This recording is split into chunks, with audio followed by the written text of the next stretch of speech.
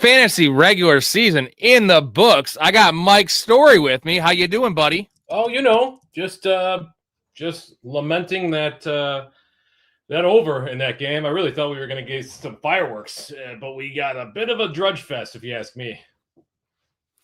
Well, I bet on the Eagles. I never do lines, and I took the Eagles -2. And betting on Jalen Hurts is like going to the dentist, dude. It's fucking terrifying.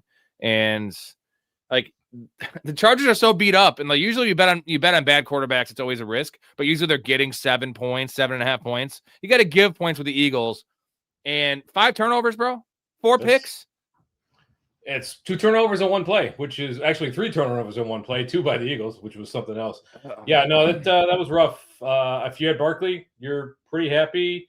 If you had Hurts, you're disappointed. If you had Herbert, you're probably disappointed. The Vidal-Hampton split was not what you wanted to see if you were a manager of either of those guys, right? You wanted Vidal either to remain the lead back or Hampton to kind of take that over, but they were using a lot of Vidal. Pass catcher-wise, it's still the A.J. Brown show until further notice. It seems like it. And on the Chargers side, there's not a pass catcher you can trust outside of Ladd McConkey, and even that is a shaky proposition. Hetzer says that Jalen Hurts has regressed horribly. So I don't think he's regressed at all. I think he was hidden behind one of the greatest offensive lines we've seen with 2 elite playmakers and Saquon Barkley in his prime last year and the year before, right? Like now it's just he's got to play. He's forced to do more, and he can't do it. And like the last pick was whatever, it was a deflection, great play by the defender. It was the pick after they had the lead that was really bad. Like that's unnecessary. You just can't do it. But we also saw him make some incredible throws, some throws on the run. He did lack a little bit of touch tonight, but he's still one of the better quarterbacks in the NFL. Just an all-around quarterback, not one of the best passers, but he made some mistakes mentally and made some stupid mistakes tonight. You got to hope that at some point the Eagles start to buckle down and actually play good Eagles football. But it's tough to do when you don't have an offensive line. You can't move the ball. That Barkley breakaway run was probably because of the hold. So you can't bank on that going forward every single week. And at the same time, the refs in this game were absolutely atrocious. And they misplayed. Yeah, that last call was pass interference on A.J. Brown. Like, his arm was getting held. Like, I mean, come on. Yeah. But the Jalen Hurts thing, though, Story, he's a dual threat quarterback that they don't use in the run game. And, like, Justin Herbert, coming off hand surgery on Monday, right, who is more of a pocket passer, he's out there just balling, running for 65 yards. Like, I love Justin Herbert. He is such a fucking warrior, dude. Like, say what you will about his, like, not showing up in big games, the playoff stuff. Justin Herbert is the guy I want to lead my team because he plays injured. He always gives you a chance to win. And then also Cameron Dicker. Yeah. Just like Cameron Dicker and Aubrey are such a cut above everyone else. Myers is really good. Like, but these guys are automatic. Like, you feel so comfortable with a 54, 55 yarder with these guys. I've never seen anything like it. And it's just the kicking prowess in the NFL is just going up a notch every year. Like, imagine 2035 where we're going to be at, Story. Like 70 is going to be the new 60. I mean, it's a combination of strength training, plyometrics, mechanics. They've got camps now for kickers that start when kids are young. So they're specializing earlier. You're going to continue to see kickers evolve in high school and college, and we're going to get more of these guys like Dicker. They're going to push the boundary. We're going to see a 70-yarder sooner rather than later. I'm convinced of it. Yeah, I mean, where does it end? Because we've seen this in the NBA with Wemby, and it's slowly gotten crazier. With Durant was like the first freak. Obviously, LeBron is a different animal, but he's not 7 foot tall.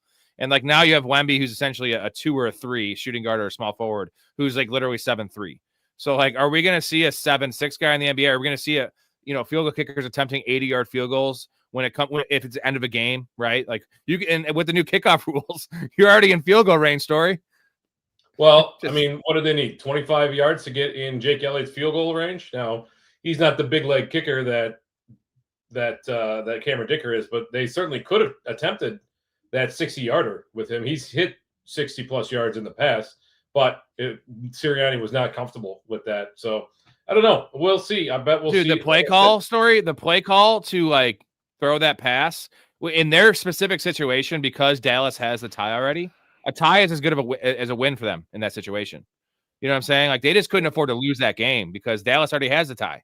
So now Dallas has life. I mean, they're alive because they still have to play each other one more time.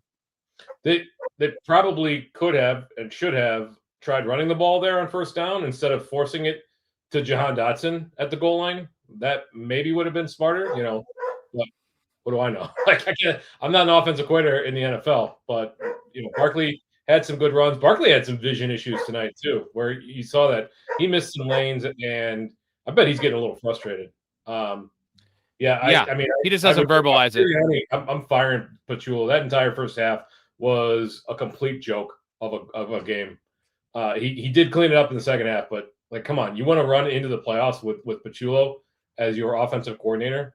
It's disgusting. I'm not going to totally like it's such a cop out to blame the offensive coordinator when the quarterback hinders your offense. I know you're defending Hurts here, and like Hurts is fine, but like he is an average quarterback. Like, honestly, like if you take his legs away, which they either he's hurt or they've taken it away in terms of the play calling, which could be on the OC. But here's the thing: how many of those runs from Justin Herbert tonight were design runs? 0. How many yards did Justin Herbert have? Now you're blaming Hurts for something that is not in his control whatsoever. If they're not calling RPOs, no, you can take off. Just no. Justin Herbert wasn't getting RPOs. He was just running because he was scrambling for his life back there, and he's doing what it takes to win the game. Like, why is Jalen Hurts not scrambling? That's why. He's probably getting yelled at by Pachulo afterwards for scrambling. It's very clear that they don't want him running the ball. But come on, man. Like, you look at that first goal line where they're the 1.5 yard line. They don't even attempt to. They run one play with Barkley. He gets stopped, and so they don't run a tush push. They throw the ball. They end up costing them 10 yards on a hold. It's just disgusting play calling. So I'm not going to blame Hurts until we get a competent, like, literally, you give me somebody from the college ranks who actually knows how to call an NFL game. Then I'll make a judgment on Hurts. Did Hurts make some bad decisions? Sure. Did Herbert make some bad fucking decisions? Yes, absolutely. But I'm sick of people ragging on the one guy that lost when you should be ragging on. If you want to talk about it, talk about Herbert, dude. Like, Herbert didn't have a great game either. So let's stop all the Hurts nonsense. Yes, he did have one of the best offensive lines in the sport, in the history of the sport last year. That's changed. But he's completely handicapped by his head coach, the play calling, the offensive coordinator, the fact that Saquon Barkley has regressed, the fact that A.J. Brown has been crying and getting the ball, and he still looks like he has alligator arms on some plays, right? He had plays, like one of the interceptions was that one interception was awful. I mean, so he was that was the George Pickens play, right? It's easy to say like Jalen Hurts is the problem. Hurts is the problem. Hurts is the problem. He's not running. It's hurt. But come on, like, shut the F up about that, and let's focus on what the actual problem is. He's not being able to. He's not given the tools that he needs to succeed, and that starts at the top. That's Sirianni's problem. Coming up next on First Take, you're a closet Hurts fan. You're a closet Banya fan. Maybe I am. I like things I don't have to think about too much. Mark, dude, Blake, I totally forgot. Shout out to Blake, media manager Blake. It's his birthday today, 27 or 26 years old. Happy birthday, buddy. I know he hates the Eagles, so he got a nice birthday present there. Unfortunately, they fucked my little butt. So I'm never, dude. I'm 0-5 on Eagles bets this year. 0-4 on props, and then I lost the bet tonight. So I didn't see Beating the Odds on YouTube tonight. Did you put one out? No, I just put the Sunday and Monday night bets up on the Thursday one. It was Eagles minus 2.5. Fucking stupid. So you didn't take Justin Herbert. I was 5-0. You didn't take Justin Herbert as the leading rusher for the Chargers? No, and last night I took Pacheco instead of taking Mahomes rushing yards, which I should have done. And I was 5-0 going into last night. Now I'm 5-2 for the week, which is still fine. But it was a 7-0. It looked like a 7-0. And then the Eagles that's why I'm so frustrated with Jalen Hurts, just because, like, now he's fucking with my bottom line, Storey. Win that game. That was an easy game to win. You're playing against a decimated offensive line on the other side. You're facing Justin Herbert, who's just hurt as hell. That was a combination. That was a bad play call. It was a bad play design. It was bad execution. And it was pretty lucky that ball got tipped up when it did. But, dude, why are you forcing the ball in the double coverage to Jahan Dotson? What are you – anyway. Yeah, that should have been an RPO. You know what would have been a great time for a Story? An RPO call where Hurts takes off and scores a touchdown. Like, running. Yeah, that would have been a great – because they haven't done it all game. They don't do it. Anyways, let's get to the rest of the week 14 action since you weren't on the show last night. And I don't know if you have anything prepped, but I'm sure you can think of something. What do you got? If you are starting Justin Herbert, I would be absolutely terrified going into next week. Well, yeah, let's touch on that real quick. Was bad. 7 sacks. Can you start anyone? Can you start anyone on the Chargers right now? Because the running backs are splitting time. Gatson needs to be dropped. Lad McConkey had one catch. Quentin Johnson needs to be dropped 2 weeks ago. Keenan Allen's a part-time player, and Justin Herbert they can't protect him. And he's getting rushing upside, I suppose, but he's essentially you're starting him for his rushing upside. Would you want to go into the week 1 of the playoffs with Justin Herbert as your starter, or would you stream? I worry about Jacoby Brissett next week based on the matchup, but come on, he lands on that surgically repaired wrist the wrong way because he's got it scrambled, and you're in trouble. I saw Harbaugh really excited at the end of that game, but dude, they got to figure it out, or he's not going to finish out the season, and then they're in deep trouble. Yeah, and you know what? This loss actually almost officially, not officially, but this loss hurt the Chiefs too, which is another thing that made me happy. So, what's funny is that both my bets I lost, the Pacheco bet and then the Eagles bet, are actually I like the fact that they lost just because the teams lost, but because I don't want the Chiefs, I don't want the Eagles in the playoffs, or at least the Eagles will be in the playoffs. But hey, Cowboys have a chance now, buddy. They have an actual chance. So, and I also need my George Pickens to stay motivated. I don't know what to think about George Pickens, dude. That whole situation just gives me the creeps, the heebie-jeebies. The heebie-jeebies. That's all right. We're gonna get to our two big things here.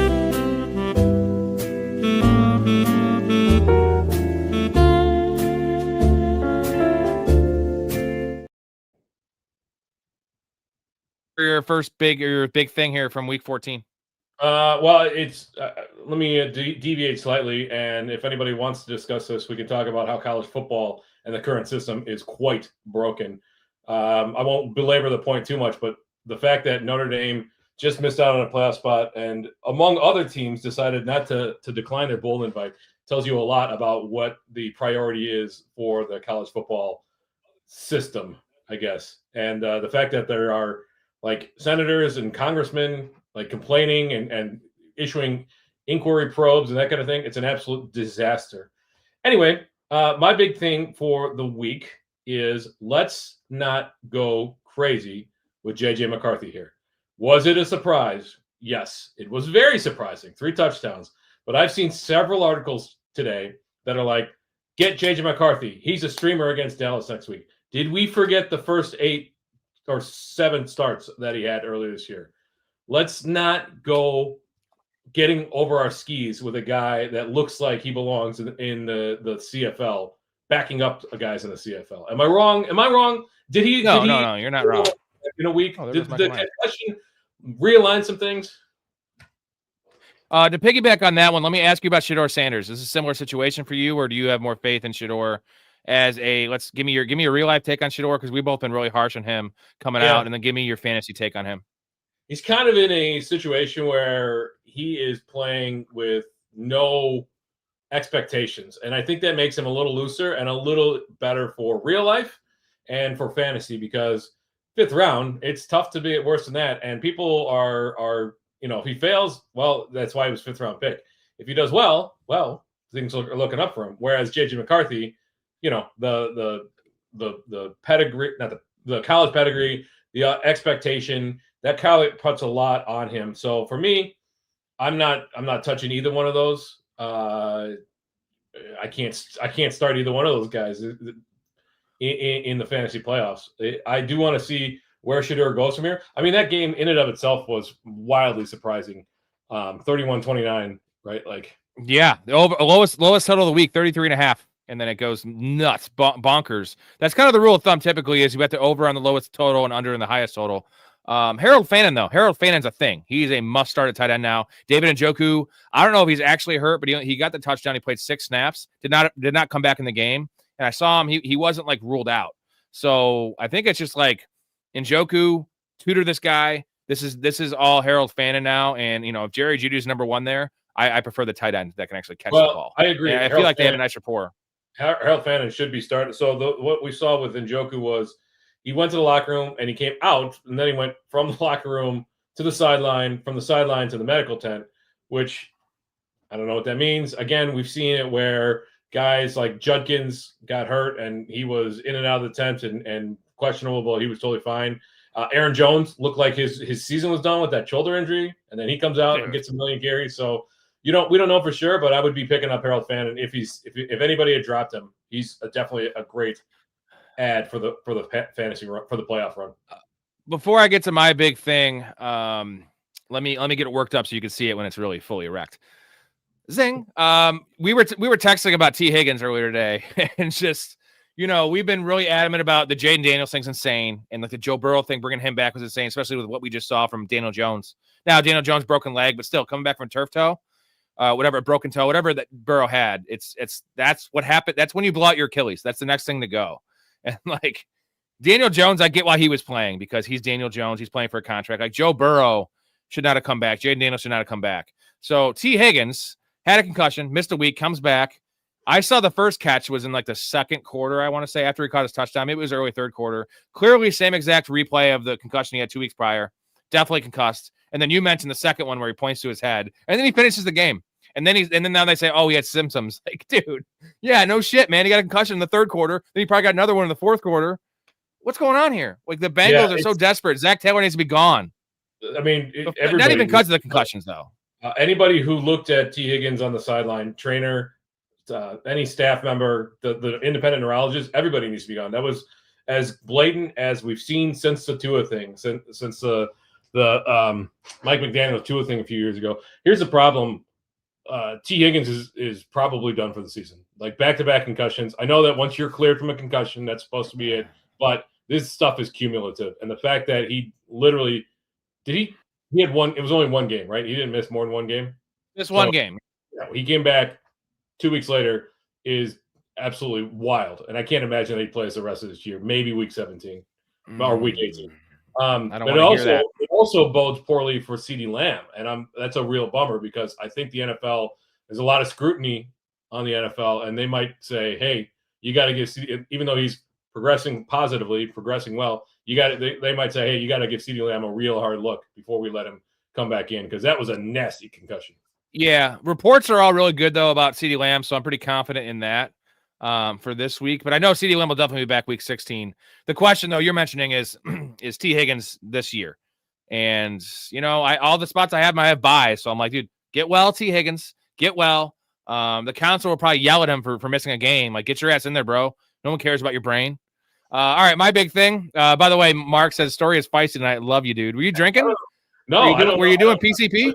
Drinking all day yesterday. I don't know what got me all hyped up tonight. Hey, I'm all for the energy, man. So my big thing, I mentioned this yesterday. I just want to get your take on Michael Wilson being a god, because he is a god, and that's probably one of my greatest fantasy calls that I've ever made in the history of the world, because I've made a lot of calls. I've had this channel 5 years, but I've never been more adamant about like a fringe player that then goes off for like the run right now. Storey with the 3 games. You want to hear his numbers? 3 games without Marvin Harrison. 36 catches, 445 yards, and 2 touchdowns. What's that pace? You know, the pace is 204 catches, 2,500 yards, and 12 touchdowns. Small sample, but dude, it's unreal. It's unreal, and because again, what I do in this channel, Storey, and what we do on this channel is I give you the advice, and I don't just tell you to do something I don't do. Right? It's like the quote, I would never tell you to do something I wouldn't do. There's a lot. I do a lot of things, but like Michael Wilson, I have in 11 leagues. I've been starting him every week. Like, because of Michael Wilson, not just because of him, I am now, me and Erica's leagues, we missed the playoffs in 3 out of 35 leagues. We have 20 buys. 20 buys in 35 leagues. Like, those numbers are, Michael Wilson was a big part of that. Let's talk turkey. They got Houston next week in Houston. So how confident are you, if assuming Marvin Harrison doesn't play, how confident are you in because look at what Houston did to Rashee Rice last night. It's a must start. He's a must start because he's going to get 12 targets. He's a must start. I mean, no, he's not going to have probably 10 catches for 120, but he's still going to have 6 for 70. I mean, until further notice, like, who you starting over a guy that's clearly the number one. Like, he's like the number one right now in the league. He's playing better than anyone in football right now, real life and fantasy. Because if you watch the tape, Storey, these are big boy catches he's making. He's running big boy routes. He's fighting for every inch. Like, and we talked about this last night with Hastings and Big Ray.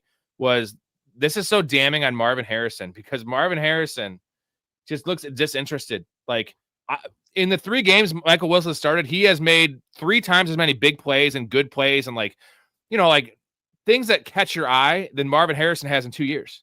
Like, can you remember any like elite? I think there was the one catch he had in the Monday night game. There was that touchdown that he had that kind of got him back after like multiple games of really where he bad caught it and fell back. Yeah, basically was like crying afterwards. So that was a good one. Okay, and then the move he had on the little 3-yard slant in the end zone, that was cool. I'm saying like those are 2 plays that I can remember off the top of my head in a year and a half. That's not good. And like you have a lot of time to wow us, Marvin Harrison. You just look like a guy.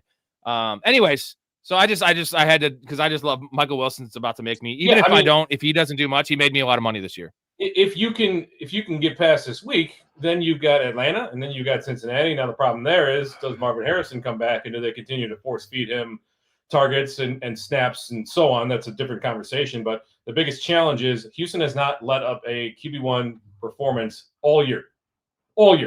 So you got Jacoby Brissett, career journeyman. Now he's the king of garbage time this year, which is lovely. I know you have to start him, but I'm really nervous about Michael Wilson. I'm just Arizona in general. Also, by the way, Brissett looks pretty bad in this game. I guess that Trey Benson has until Wednesday. He's out. I dropped him everywhere. He's not playing this year. There ain't no I would have thought so. But you know what? Someone told me today he's got till the 10th. So great, I guess. Hold on to him if you're worried about that. I want to fight Jonathan Gannon. You stupid fuck. Go buy some sandals. Hey, buy some sandals. You want to fight? I'll fight you. I haven't fought in 10 years. I'll fight you. What you got? Let's see. Throw down, bitch. Throw down, bitch. Was that Justin Long? Yeah. What movie is that? Strange Wilderness. Okay. Strange Wilderness, the one Ray loves. It's pretty good. Never heard of it. He's on it though. He's hilarious. It's like a Grandma's Boy type, like that. It's like a Happy Madison production. Okay. Yeah, it's all right. It's solid. All right, I'm gonna hit you guys with the intro. We'll get to everyone's questions after this.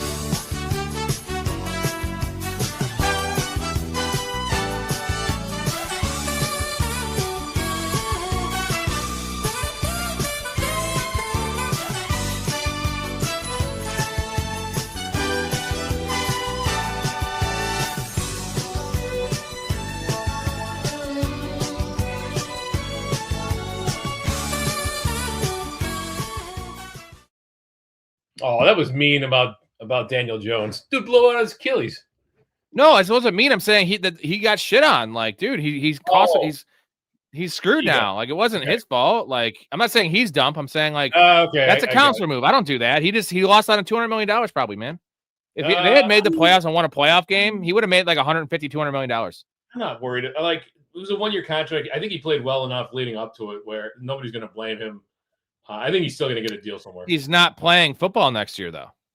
He'll play football next year. Achilles and he has a broken leg? Like, dude, this late in the season? I don't think so, man. Broken leg will be healed in 3 weeks. That's not the problem. It's rough. It's Achilles. Rough. I don't think he's playing next year. Not until later. I'd be surprised if he wasn't playing by October. Side bet? Anyway, I mean, he's not a running back. Like, he doesn't need the lateral quickness. So I'm not that good call. Mark, dropped Boswell for Dicker. Ended up first in my league after this week. Why was Dicker available? Maybe the bye. They went on bye last week. They had bye last week? Week 12 bye. They had a week 12 bye. Yeah, maybe somebody dropped him and just sneaked by. You know, those things happen sometimes. Trey Benson was floating around in one of my leagues back when it looked like he might be coming back. I dropped Boswell for Fairbairn. Fairbairn's my number one ad. That's who I added in all my leagues I have buys in. And then I thought it was a bad matchup this week. It was a bad matchup, but he had a decent game against the Chiefs. Yeah, but I think I'm knocking him down a titch just because of that offense. So for me, it's Aubrey, Dicker, Myers, Borolagas, Fairbairn in that order. Rest of the season. Oh, I want Fairbairn over Borolagas all day because he can kick 55-yarders. Yeah, I want the 50 yarders in indoor games. Indoor games. He can't score 35 points in Houston. That's the problem. And Vrabel's a coward. But their defense can totally just turn people over a bunch. A coward in the red zone. He loves kicking a field goal for. You had to add that in there. You had to do some coach slander, even though you almost had him as a top 3 coach. But that's where you're at.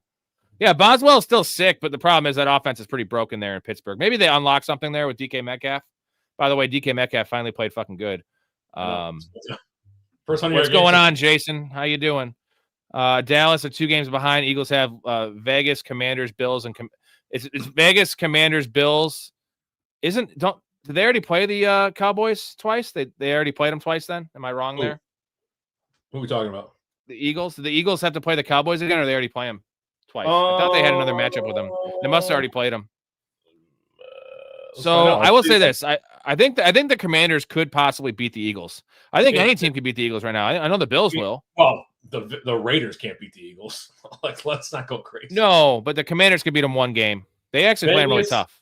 Commanders, Buffalo, Commanders. Listen, I'm not even sold on the Bills being able to beat the Eagles right now. Like, Bills, like this is their time, but they got nobody to throw the ball to. Like, you're not going to be able to play a million tight ends against Cincinnati every week, who's historically bad against the tight end position. Career game for Dawson Knox. Yeah, they're going old school football and like not throwing to the receivers at all because they have no receivers, and they're just saying, "Hey, we're gonna run the ball down your throat." Josh Allen's gonna have 9 or 10 carries, and we're gonna throw to Dawson Knox and Kincaid, and Jackson Hawes had a couple catches. Like, what are we talking about? I have no idea who that guy even was. You know how it could work, though, Story, is look at who's going to get the buys. It's going to be Denver. It's going to be the Patriots and maybe the Bills if they run the table and shit happens. So it's going to be cold weather. I'm saying the Bills are going to have a decent seed. They're going to have a couple home games. Isn't there only one bye team? No, shit. Never mind. They're not going to have any home games. Isn't there one bye team, I'm saying. But the bye team is going to be a cold weather team. So the Bills are going to be playing some cold weather games in the playoffs, possibly snow games. I like the Bills in weather. The Bills are a tough beat in weather. They can run the ball, right? They can't stop the run, but they can run the ball. And Josh Allen's just all-time legendary in the snow. I mean, they got many times. They got super lucky yesterday that Joe Burrow like completely imploded on himself. Like, and the second one, like that those things happened. It got deflected, but the first one where he just like, that screen pass, like, come on, what are you doing? That was a little push pass, a little pussy pass. CK regular season winner. I got so lucky though. He had Dicker. I won by 2.3, and they got interception. I would have lost. Dicker would have gotten the winner. Dicker's a god. He's a fucking god. I mean, it's possible the Eagles would have scored that touchdown though and ended the game anyway. So you don't know. Titan style. Every quarterback's gonna have a game like this in their career. I'm not even like this game is one thing, man. I've just been watching this year, and I know Story disagrees with me. I'm not trying to say Jalen Hurts is like a trash quarterback, but like top 5 quarterback. Can we stop this conversation, Story? Like, can we stop it? Because he's not top 5 quarterback, bro. Like, I'm sorry, he's not. He's not. Okay.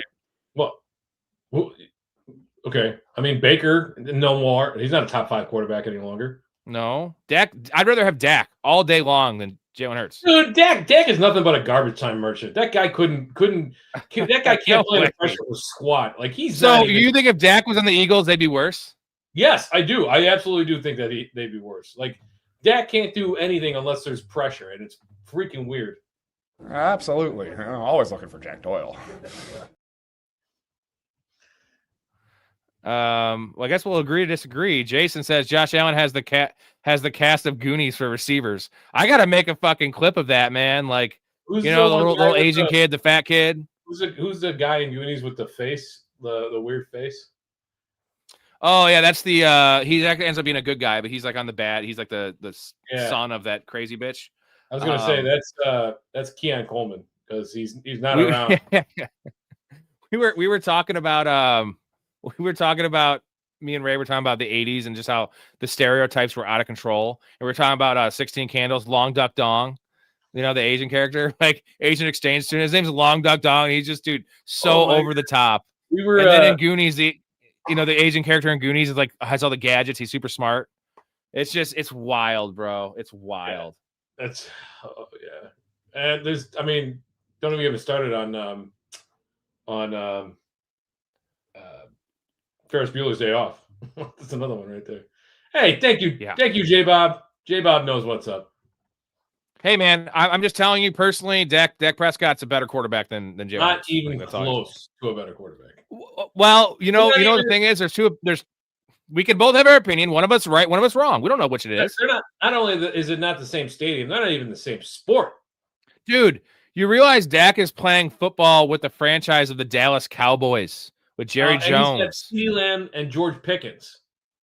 Okay, what about 3 years ago? You had Amari Cooper and Brandon Cooks. You like them? Amari Cooper's pretty good wide receiver. And not as good as AJ Brown. in his prime. Don't forget that. Yeah, Zeke's so overrated, bro. Not Saquon. He's not Saquon. In his prime? He's pretty good. Nice little power back. Anyway, J-Bob's right. We're having a good time. We're having fun. We're having a good time. Now rub my nipples. Let's see here. Hurts got 0.4 on ESPN considering he played all the game. Well, what is this? I mean, the scoring is so dependent on what he got. If you played in a -3 for interception league, I mean, he did nothing. Now, let me ask you this story. I have Jalen Hurts in my $500 league, and I have a bye, and my team is like it was. I lost one game. I 200 more points than the next team, but like it's slowly fading. I have CeeDee Lamb, who should be fine by the bye, when the bye comes out. But I have Emeka Ebigbu. And did you see the video I sent you? Did you see the drop? Oh, no, I didn't watch it. Is it bad? Oh, no. Well, people are saying it was an overthrow. Yeah. Anyways, like, I'm worried about, are you worried about Jalen Hurts for fantasy? Because, what we thought, he was always just guaranteed 23 points every game because he does a rushing touchdown every game. They're not tush pushing at all. They're not scoring a lot of points. Their defense is so elite. I have Jaden Daniels. I'm not going to start anyone over him. I'm worried about everybody on the Eagles team except for A.J. Brown because they feel compelled to force feed him the ball, which is good. But I'm worried about Hurts. I'm worried about Barkley. Worried about Goddard. Worried about Devonta Smith. He's been, since A.J. Brown had his little temper tantrum, Devonta Smith has been completely second fiddle. So, yes, I'm completely worried about him. I'm also worried about where are we going with that? Oh, I don't remember. Anyway, yes, I'm worried. But is there upside still with Jalen because the matchups are really easy and the fact they've been just on this historic bad trend of offense losing games? Could you see them beating the brakes off Commanders and the Raiders and getting Jalen Hurts going? Dude, you know what I mean? Give him some confidence again. Yeah, that Commanders defense is really, really bad. So if you don't have a bye, I'm slotting Hurts right back in. He's as good a bet of any quarterback to score a touchdown on the ground anyway. Did you hear what Richard Sherman said about George Pickens in the tweet that George Pickens deleted? No, what did he? Because Sherman, Sherman's just a fucking ex-player. Sherman has a right to call people out because Richard Sherman was a badass player and he was a no-nonsense player. He talked a lot of shit, but you know what Richard Sherman did? He always backed it up. So he was essentially saying Pickens gave up. He wasn't trying, which me and you saw it. He didn't try.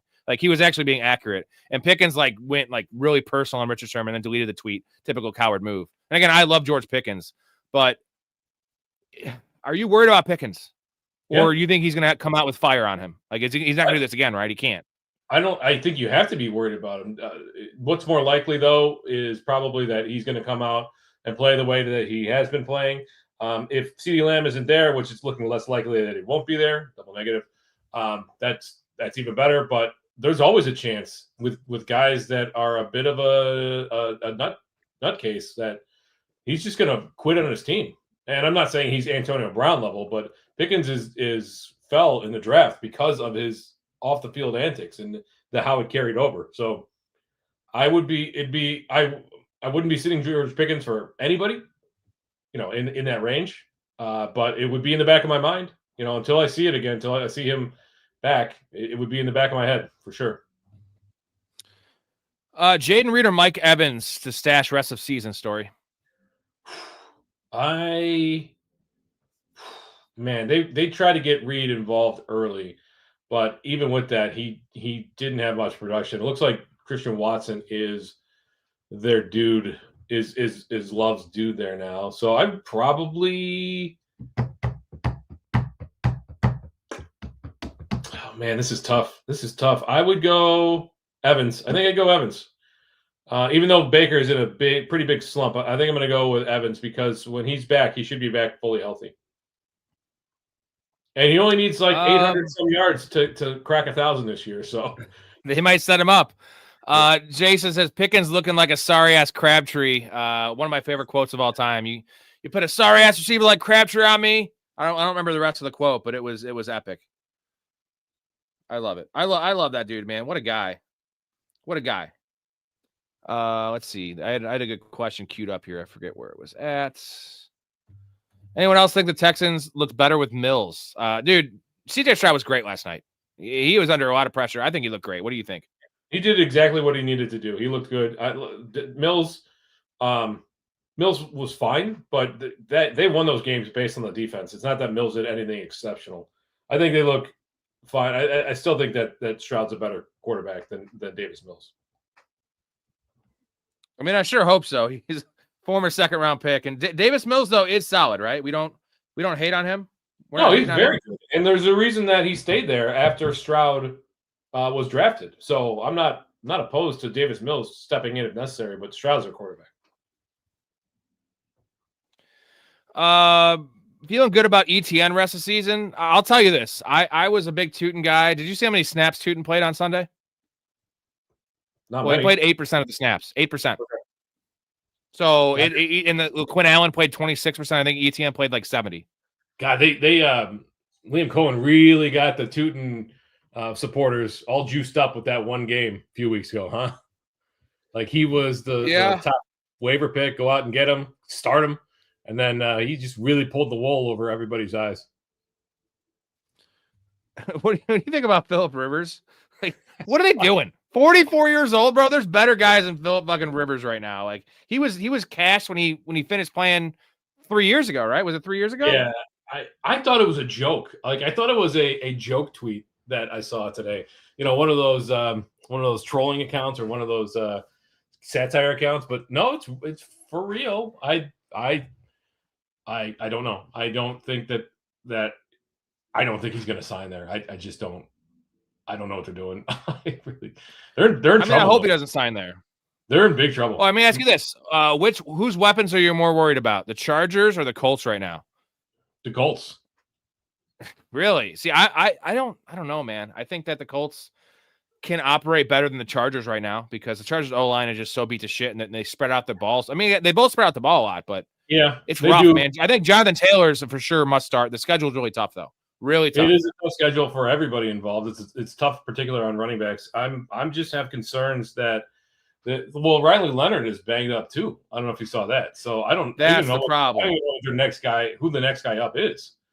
I would think that they would sign somebody, but it's Brett Ripien. It's Brett Ripien. It's not really Brett Ripien, is it? Yeah, dude, he's still there. He's still there, bro. Sucks. Do you believe that? Yeah. Yes. He sucks.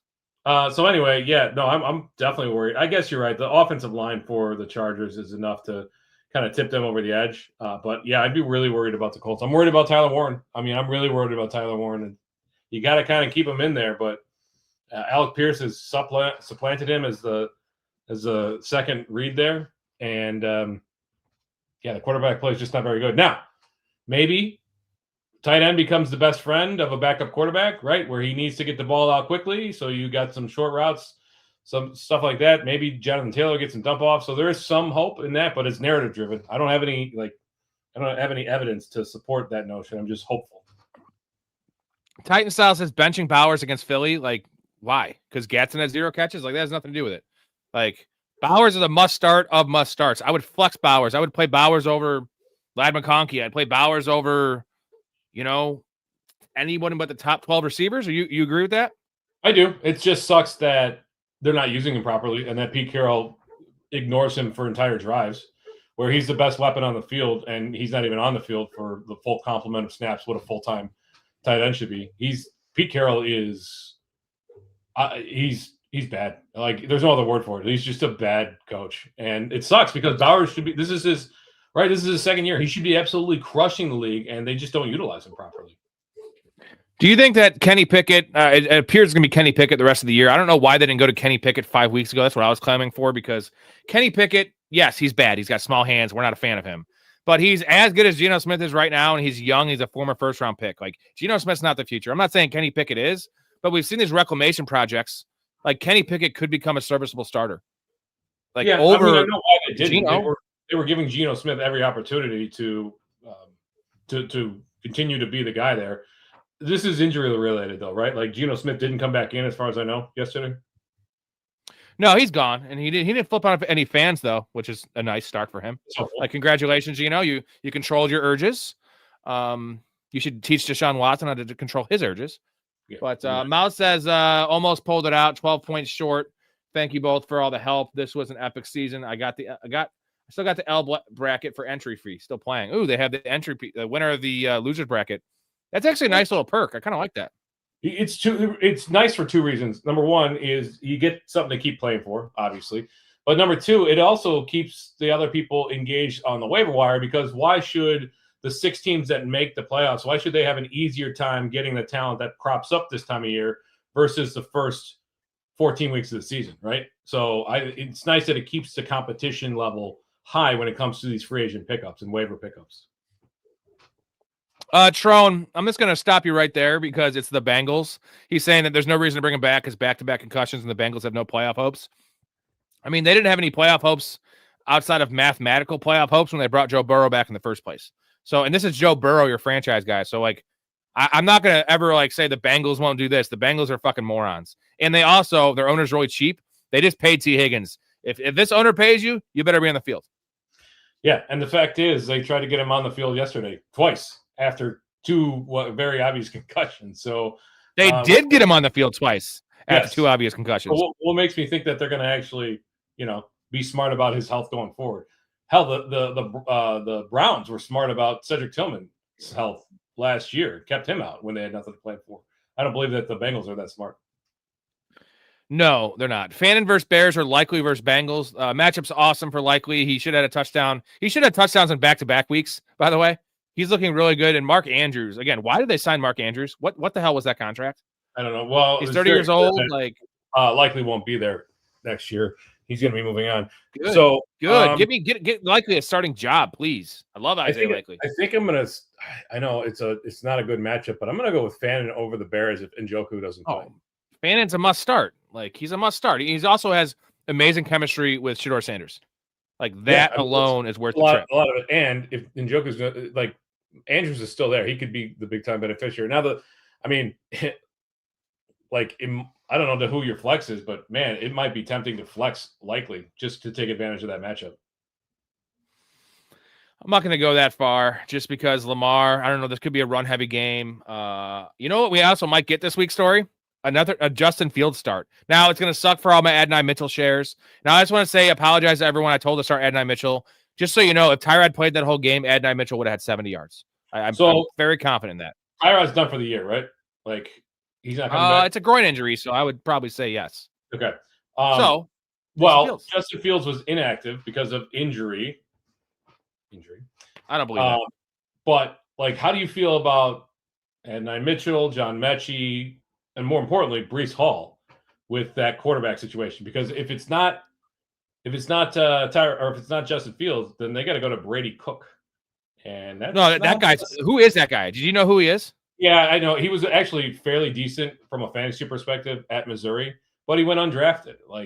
And he went undrafted to the Jets. So we saw how that worked with Max Brosmer, who was undrafted too. So people I got somebody telling me Breece Hall is going to go to the moon. It's going to be dump off city, and I'm like, I don't know that offense is going to score 10 points.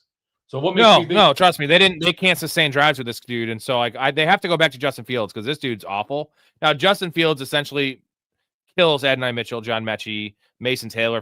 Mason Taylor maybe not so much, but Breece Hall is still going to be fine.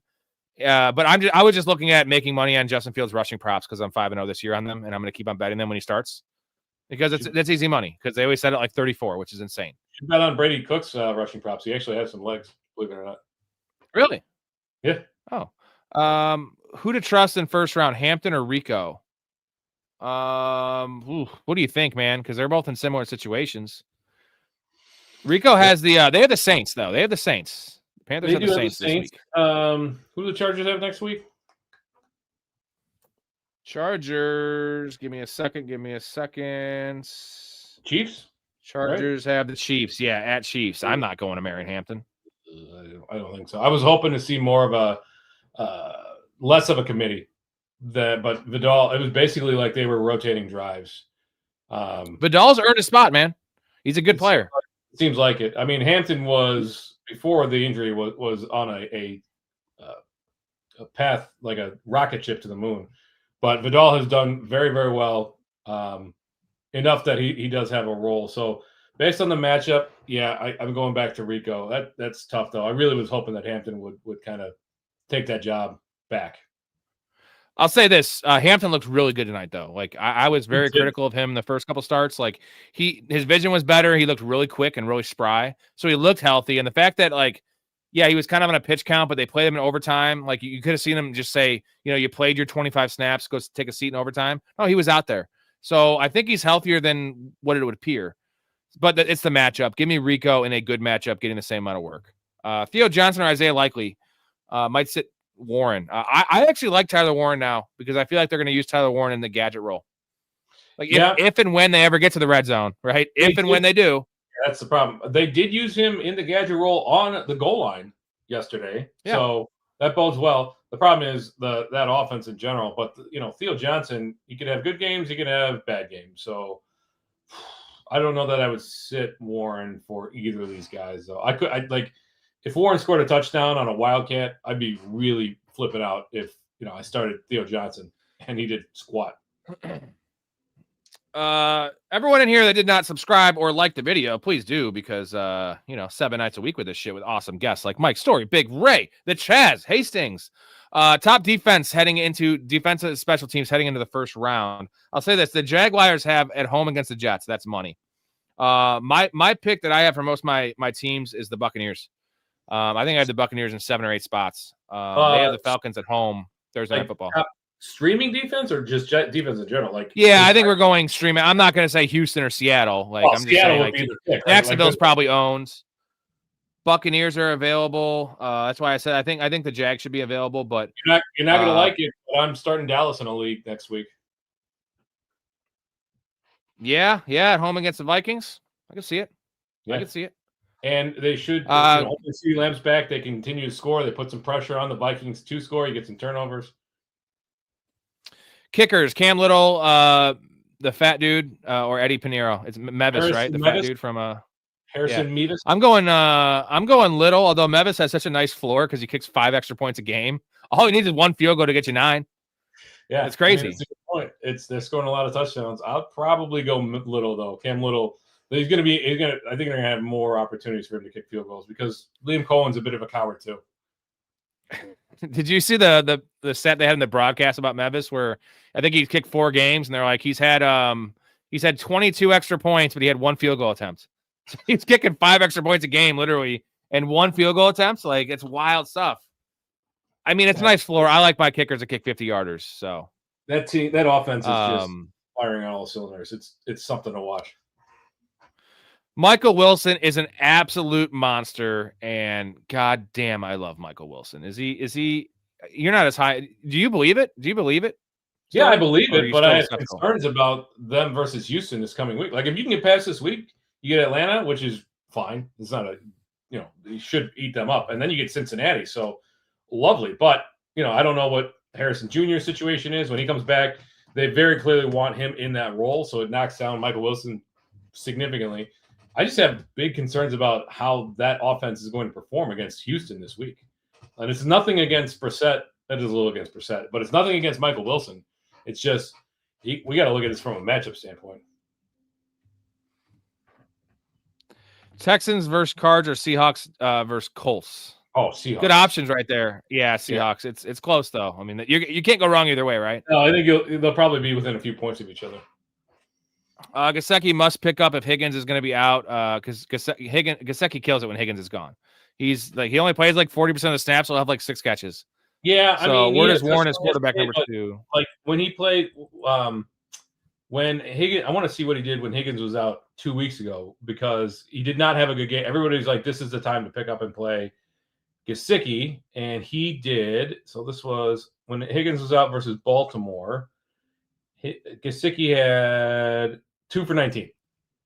So you are rolling the dice here. Just be aware. I get why it's a good play, but you're playing with fire there because Gesicki is not a full-time tight end for the Bengals. He's just not. He doesn't play all the snaps. He had 4 for 35 the week before that when Chase was out of that game, Jamar Chase. That was the Yossi Voss 4 for 61 game. You can do it. It's a stream, but It's not over Tyler Warren though, right? Not over Tyler Warren. I wouldn't. I would absolutely no. I would. I think Gesicki is a high-end tight end too, even with Higgins out. I agree, Storey. I agree. Hey, Storey, check this out. Christ. You love that. Real quick, shout out to the Patreon members, growing a little bit every single week. Shout out to you guys. Appreciate you guys. You're awesome. If you want access to the Discord, if you want to play community fantasy leagues with us, that's starting in a couple weeks with our NFL playoff fantasy league. It's going to be awesome. Guest appearances on the podcast. Once a week, we have at least one fan on the show. Free merchandise. You like the hats we're wearing. You want access to my bets. Here you go. We are 71-38 now. We lost the Eagles bet tonight, but 71-38, even odds bets on the year. You get early access to these bets. We're crushing these suckers, man. That's a record. That is a winning record. That's just really crushing right now. Here's Big Ray, looking all kind of sorts of sexy. Shout out Big Ray. Yeah, we'll go back to the questions in 1 second. I got to play this one clip, though, that I really like to play because I'm contractually obligated to play it every single show. Here you go.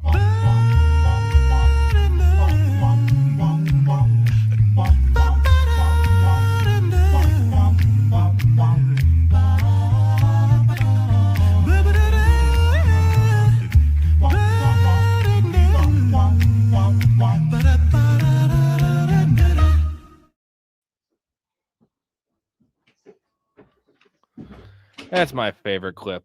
Where will Kyler end up next year?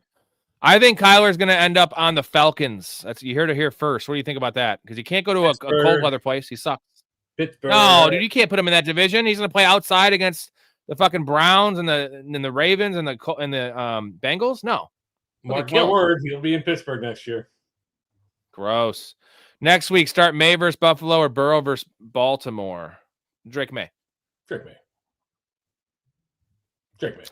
Will Chase be okay? I really need him to do his job. Is it Jamar Chase? It must be. Yeah. Jamar Chase had a bad game yesterday. It wasn't that bad. It was like 4 catches for 50 yards. Like it happens. It's not that bad. No. I mean, there's no worry there. Chase will be okay. He has 2 of these 5 for 44. He's got 2 of these games per year in him. It's just the way Chase is. I don't know. I can't explain it, but he'll have 2 duds a year, and that's considered a dud for him. Yeah, prediction on Dak versus Vikings. Vikings defense is coming alive right now, but Dak's playing really good ball. Now, without CeeDee Lamb, that's kind of tough, but Dak's playing at elite level right now. He is really balling. Yeah, a mid-range QB1. The Vikings defense looked good yesterday, but it was very clear that Daniels was not ready to come back. I do not know why they forced him back. He was not in game shape. That was bad. What's your take on my boy Blake Corum? Because now the snap share was weird because it was like I think Blake Corum played 10 less snaps than Kyron, but Blake Corum looks amazing. Yeah, but like Blake Corum looks amazing, and like they were already giving Corum surprisingly more goal line work the previous 4 weeks than Kyron Williams. That might have been more drive dependent, like when it's his drive that's keep him in there. But Blake Corum, this is a Rico Dowdle Chuba Hubbard situation. It would appear just in a better offense. So yeah. I'm not going to ask you, would you rather have Blake Corum than Kyron Williams? Because that's silly. But it's Blake Corum's a starter now, right? Would you start? He's a top 24 guy if it's an easy matchup. No, I still can't do like the Tyler Algier situation where it's like you can start him in a pinch, man. I really don't want to do that because if they don't have one of those games, like he's just a backup running back, and Corum is still. I know that they're preserving him for preserving Kyron for the playoffs, but. Like, how surprising would it be just to go back and they just lean on Kyron versus Detroit next week because they absolutely need to win?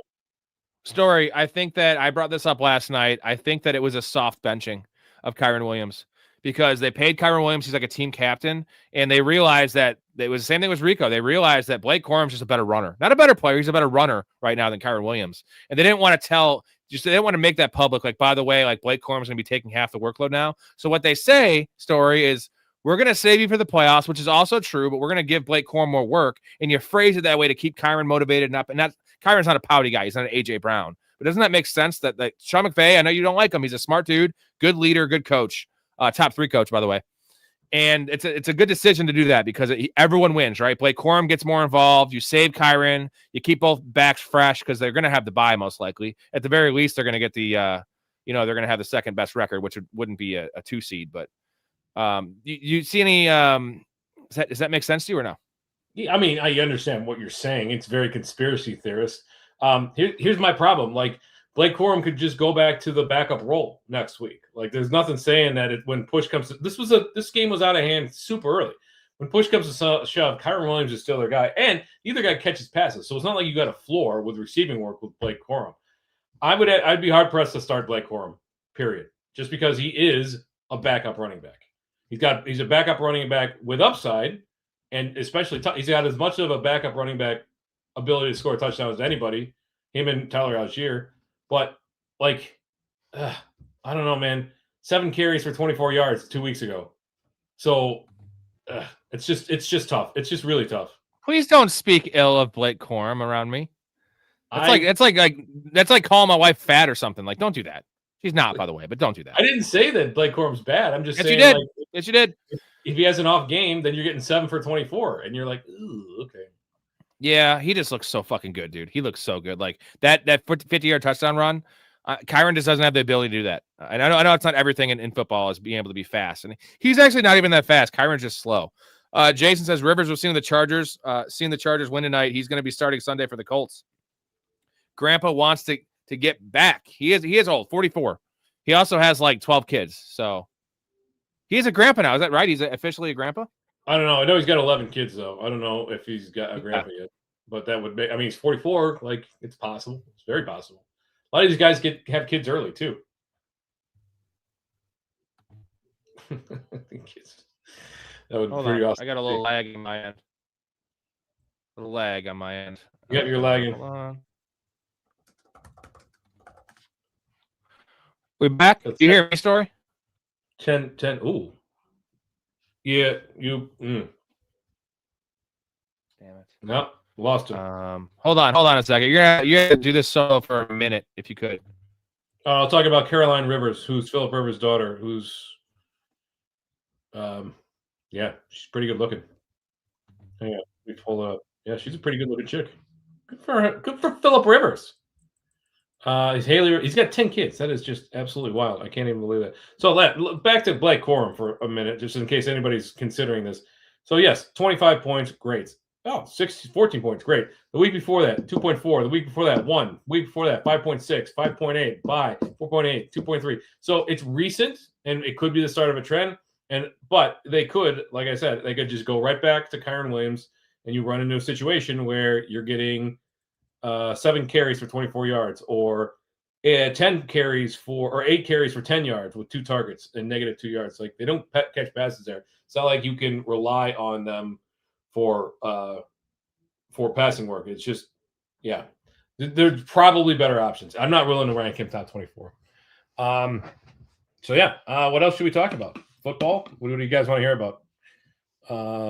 Someone in my league dropped Christian Watson, so I was like, oh, okay, picked him up, started him, and have not regretted it since. Well, good. I don't know when that happened, Metzer, but that's a pretty good pickup there. I ended up dropping Dobbs for Watson a few weeks ago. He seems to be Watson has a good connection with Jordan Love going forward. I'm a little worried about Jordan Love from a streaming perspective. I'm not sure that I'd be starting Love, but you can certainly start Aaron Jones. You can start Christian Watson going forward. In a pinch, I think you can start Jaden Reed. We'll see how he comes along. He didn't play a ton of snaps, but they're getting him up to game speed there. Yeah. What do I think about? Oh, here we go. What do I think about Kentucky hiring Oregon OC Will Stein? Will Stein's good. He's actually put some really good teams on the field. He calls a good game. We'll see what Kentucky can do. That program, they had a little bit of success a couple of years ago. They've always had a good running game. Check out Seth McGowan. I'm hopeful that he stays there at Kentucky this year. He emerged as the guy. But yeah, I'm excited to see what he can do there. The SEC needs better talent at head coaches, or else they're going to continue to get eaten up by the Big Ten. I'm not convinced that the SEC is even close to the Big Ten in terms of talents anymore. So, okay, sucks to not secure the bye thanks to Pollard, Fannin, and Aubrey. Yeah, that does suck. That does suck to get smoked by Tony Pollard. I dropped, dude. I don't know how many of you guys are still holding on to Tony Pollard. I dropped Tony Pollard a week ago. I dropped him. I can go back and tell you who I dropped him for because he had done nothing. I mean, he had done nothing. Somebody else in my league picked him up. They didn't play him. But they picked him up, and yeah, it's disconcerting. It sucks, but those things are going to happen. I don't think that Tony Pollard is going to pop off like that and be the number one or number two because of Jahmyr Gibbs, obviously. Running back every single week. It's just if you dropped him, I mean, how many people were actually going to play Tony Pollard going forward? I'm not sure that anybody would be a wise decision playing him. Barkley ended up with tonight, 18-14. That's good news. Kamara will be worth anything. Toss him my IR. I don't know. I've got him floating around in my IR. They would be foolish to rush him back. Devin Neal, they felt very comfortable giving him a pretty large workload. 6th-round pick. They want to see what they got. Kamara's on the tail end of his career. At the same time, this might be his last year. So maybe Kamara talks himself back onto the field last couple of games. Hold on to him if you can. This might just be his swan song. So they might feel compelled to kind of get him into get him into anything. Stafford, the Detroit secondary is bad. Yeah, they are bad, and they're banged up. Man, another year of Detroit just getting absolutely decimated by injury. So Hetzer Metzer says, bro, start Stafford. The Detroit secondary is very bad, and I agree with that. Jonathan says, I'm going to the Rose Bowl. Go Hoosiers. I don't know if you were at that game. I know somebody was at that game. He had a lovely time. He's a Hoosiers fan, so there you go. I cannot believe they pulled that out, but, man, you got to give credit to Mendoza there. You got to give credit to Signetti. He has put together an incredible program. Now they got the chance to actually stun the world winning this thing. All right, Iowa State going to Penn State. What has Iowa State done? I'm not sure what you mean by that, Jason. I must have missed something in the college football news. Let us know. NFL injury all-time that stunned you the most. Okay, all-time injury. Well, I will say this. It was injury adjacent or injury related, but the Andrew Luck retirement announcement probably was the most stunning announcement that I think I've seen in my lifetime, because he was on such a trajectory and was very looking like he'd be out there for years and years. We got a text from Big Ray. Let's see what he's got going on. I mean, if you can to the show, I don't know that I have access to Big Ray. So I can share my screen if that helps, but probably doesn't. I would need to log in, so I can't. I don't think I can. Yeah, well, he's on there. What was I talking about? Oh, Andrew Luck. Yeah, too surprising that the guy cut his career probably 10 years short due to injuries. And you can, Irsay's legacy is going to be what his daughters make of it. It's particular Carla Irsay Gordon, but he kind of hamstrung that team, and they didn't put enough of a offensive line around him to prevent Andrew Luck from just getting absolutely beat up. Now, I'd say the most shocking injury to me was the Tua Tagovailoa injury at Alabama when they were up. I can't even remember who they're playing. Some scrub team. They're up by 5 touchdowns at halftime or just before halftime, and Tua wants to go back in for one last drive, and that's when he gets the Bo Jackson injury where it forced down the ball of the femur into the hip joint, and that I think that changed the course of his entire career. So tell me if I'm wrong, but that's the one. What do you guys think? What's the most all-time injury that's stunned you? Yeah, Brick says McGowan's a beast. He runs similar to Pacheco a couple years ago. Cutter Boley has looked good this year too if he doesn't transfer. Yeah, Cutter Boley's gone. I bet he goes down a level in competition. I could see him depending on what North Texas would be a good spot for him. I bet we see Cutter Boley enter the transfer portal. But Seth McGowan should be, if you play college fantasy football, he's a guy that I'm targeting next year. Joe Blacco says, y'all trading a late second for Shedeur in fantasy. Other QBs ain't that bad. This is obviously dynasty. A late second is, if it's a super flex, I think that's pretty fair. See if you can talk him into like an early third. I don't know where you're going to, I guess it would depend on where you end up, where your picks are. But maybe you can talk him into a third plus in order to get Shedeur. And Superflex, I think it's probably worth that. You got to take a shot. Like we got some guys coming out this year, but I would definitely take a shot. Bandit JV says Waddle or Godwin this week. Guys, when Rob gets back on, we'll circle back to all the ones I missed. I'm just going off of the most recent ones that were right up on my screen. So, Waddle or Godwin this week. I'm going back to Waddle. The competition there's just not a whole lot there besides Waddle. So, yeah, give me Waddle this week. And I think Evans is coming back this week. I think it's good for the offense in general. Baker needs it. The dude's been in a slump. But that means that it could be a Baker week or an Big Boo week or whatever. And Ephesians 6X or 6x12 says Waddle is a good matchup. I don't know offhand who they play. Let me look that up. Week 15, the Dolphins get the Steelers. Oh, yeah, that's Monday night. I should have known that. I saw the commercial for it. Yeah, Steelers, that's definitely a good matchup. So, yeah, Hetzer agrees. Waddle, I would think. Titan style, will Swift be startable at all rest of the season? I'm not starting him next week. It stinks, but it looks like Manungai has become the early down back there. Let's take a look at the stats from yesterday. My God, Caleb was inaccurate. If you guys are in here and you're Bears fans, God, just watching him yesterday was the 54% completion percentage. So Swift had 13 for 63. Manungai had 14 for 57, but I believe they relied on Manungai in more high leverage situations. And yeah, neither one of them actually did barely anything in the passing game. I guess 3 for 19 is okay for Swift. If you can avoid starting either one until you get some clarity there, I think that's probably the case. I don't know who else you got, but yeah, I think Manungai is kind of on his way to being the 1A in that backfield. Will Ricky P come alive after the bye? I don't know. I got a friend who really thinks so. I got a tough time believing it. Remember, when Pearsall had his big games, it was when either Kittle or Jennings was missing. So now that they're both back, Jennings looks like the number one there, and Kittle, of course, is Kittle.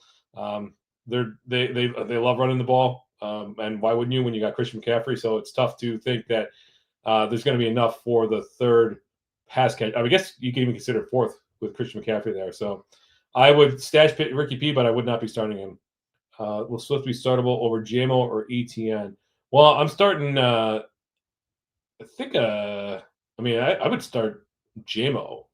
That matchup is pretty juicy. That should be a high-scoring game. So, yeah, give me JMO, Titan side off. That's what you're talking about, Swift, ETN, or JMO. I'm going JMO there. Iowa State head coach got hired by Penn State. Oh, well, I did hear that, Brick. I apologize. Yeah, I don't know much about him, so I'm not going to comment on it until I've had a chance to look into him. So, yeah, it could be a good hire, though. I mean, the problem is, the entire coaching carousel kind of left Penn State by, where it was a premier position, and they just kind of let things fall, and I guess they got the best of the rest. We'll see. Iowa State opted out of their bowl game as well. It's kind of wild when you think about it. All these teams opted out. Godwin might play more. Hetzer says Godwin might play more snaps next week. This week is only 69%. I think not ideal. Not ideal, obviously, but that is, yeah. I mean, when you've got, I don't know what Tez Johnson was on there. I don't know what Kate Otten's snap share was. I don't actually like the fact that they lost to the Saints is very surprising. I want to see what the production was because a lot of this comes and goes with Baker. He's definitely down. I mean, 122 yards passing for Baker Mayfield. That is sad. 5 for 55 for Godwin, Bucky Irving, Kate Otten, Egbuka. It's been rough. It's been a rough go there. Hopefully Baker can snap out of this. Where are we at? Again, I'd rather play a guy like Waddle. Hetzer says Rob's professional. I'm trying to figure it out. Give me a few. Wide receiver one. I know the tool kind of sucks, but yeah, Hetzer's right. He is the wide receiver one there, and he has had some good games. Next week, Trone Force. I'm rolling with Dart, Nico, Olave, CMC, Barkley, Goddard, McLaurin, PPR. It's a good lineup. Goddard. That's a bit of a question mark. He was good tonight. They definitely needed him. He was good tonight. Hopefully they can keep that momentum going. Nico was basically the only pass catcher worth a darn. Yesterday it was nice to see what's his name? Woody Marks be the lead back, but not just the lead back, like the bell cow there. A lot of that had to do with Chubb's injury. The problem is the play calling. It'd be nice to not watch Woody Marks run into a brick wall 22 times a game, but they're not that creative. It doesn't look like. I mean, Marks was had some pretty good looks, made some good cuts, some good plays, especially at the end of the game when they knew they were running it. So it was good to see. But again, 25 times into a brick wall. No wonder the dude has to come out check for injury every single week because they don't know what they're doing there. All right. Team Money 860 says, think Lane Kiffin can turn LSU around? I don't know. That program's a little bit of a curse since that whole since Burrow left, basically. I mean, yeah, maybe. I mean, I shouldn't say that. They've had some good seasons since then as well. So I don't know if it's a turn it around. I don't know what Van Buren is going to do. We are in the transfer portal window. We're getting notifications every day on it. I don't know if Trinidad Chambliss is going to opt out of the playoffs and go over to LSU. I don't know. It seems like Chambliss is going to continue on with Ole Miss at least through the playoffs. But if he plays through the playoffs, I think his transfer window closes. So it's tough without a quarterback there, and they cannot get the running game going. Not since help me out. He was on the championship team. Oh my God, he's still on the Chiefs, I think. Hey, I'm back. My internet finally came back on, so I was using my hotspot, and of course, like it's limited because I'm on a family plan, and I used up all the data, so then it just died on me. So now I'm using my internet. I don't know how it's working. I look like I'm frozen now, so that's awesome. Well, your picture. Hey, what's up, Ray? Picture's frozen. But yeah, you can hear me. Yes. Remind me of the guy from LSU that the Chiefs. Clyde Edwards-Helaire. That's what I was saying. Anyway, do I think he can turn it around? Yes, I do. I think Lane Kiffin has enough juice there, and they're going to give him enough rope that he should be able to turn it around. But we'll see. It's that franchise or that college has a lot of bugaboos. What's going on, Big Ray? Oh, the real quick, the other injury, and I didn't see it live because I was like 4 years old at the time. But when that Packers lineman threw what's his name, the Bears Super Bowl quarterback to the ground and like broke his shoulder, dislocated his shoulder. McMahon. Steve McMahon. That's a pretty nasty one as well. That literally ended his career. I was just watching. Remember that Will Marshall one when he jacked up that quarterback and the dude literally went like that and then slammed his head and he just was laying out his arms to the side. Out, look that up, dude. That's even more vicious. But yeah, Fezian said the Joe Theismann injury. And yeah, there's a rumor out that Joe Theismann's name was pronounced Theismann, and then during his Heisman campaign, they encouraged him to change the pronunciation to Theismann because it rhymed with Heisman. I've actually heard that. That would make sense, to be honest. I mean, who the fuck would know back then? There was no internet like this and TV. You only saw what was local. So it's like the rest of the country in New York. If you're in California, you'd be like, oh, that makes sense. Like, I wouldn't fucking. I'm saying back in those days. Sorry, I missed some of you guys' comments. Hey, Storey, I got a couple. I was listening to what you were saying. You also killed it by like hats off, Storey. It's not easy to solo host a stream. You did it seamlessly, my man. So you mentioned Tony Pollard with that awesome game. I think he was running back one. Either way, it was 170 yards, 2 touchdowns. He's done nothing all year, right? Nothing all year. The Browns were the #1 rush defense in the NFL. So like that's just fantasy football in a nutshell. It's like Tony Pollard, this offense done nothing all year. Tajay Spears is healthy and he's the RB1 on the week against the Browns. Like that's welcome to fantasy football, man. Sometimes it's like that's where the luck comes in and the randomness.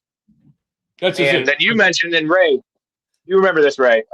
Andrew Luck, you're talking about his retirement, how it was stunning. So it was during the XFL draft, remember, Ray?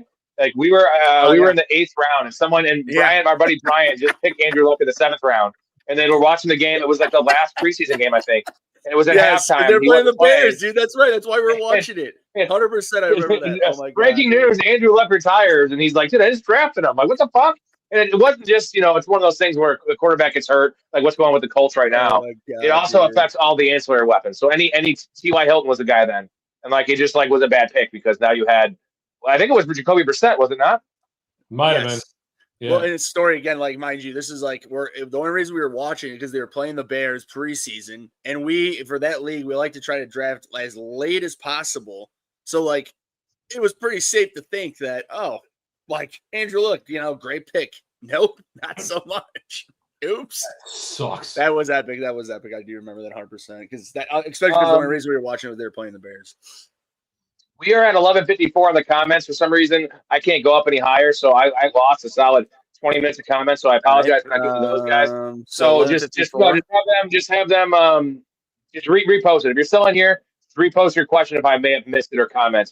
Jay Moore says, "Would you start Burden over a Big Boo?" Hold on, I gotta find it. That sucks that we're even talking about that, but it might be. And you got to give credit to this rookie sensation wide receiver out of Ohio State, Emeka Egbegbue. Emeka Egbegbue. Emeka Egbegbue. Wild. You doing it? If there's no, I got to come around. Like as much as I didn't think that Luther Burden would be a thing this year. Like if there's no Rome, you narrow that target tree, and I think you start Luther Burden over Ibuka. Like it's just it sucks, but like I'm still starting Ibuka, but like it's closer than we should even be talking about it. I'll put it that way. I think this is a big game for a Big Boo on Thursday night against the Saints. Now, he's terrible at football, but we've seen Jerry Jeudy have a big game. Like, he's not as bad as Jerry Jeudy. Let's not get that far. Jason says, cheers, boys. Story putting in the work. I'll tell Rob to put you in for a raise as well as meat sweats. I'll take you out to McDonald's, Story. Do you eat McDonald's? Wait a minute. Like once a year, probably. Well, Story, first off, who the hell was the one that came to you and I in a group text saying we need to do something, us three together, and now he's talking McDonald's? I could have swore there was a bar and food, and okay. Yeah, so we went from going out with the boys to McDonald's. Great. Such a great. Also, Ray, I did get your text. They don't have booze in McDonald's. No. It's because I texted Rob. I was like, because I didn't know. He's like, no, it's because it's his link. It's his. Anyway, appreciate you, Jason. Thank you. Putting in the work. Put in the man hours to study the science. What you need. What up, Jason? He is. And Ray, I gotta get to the segment since you're on here. Here we go.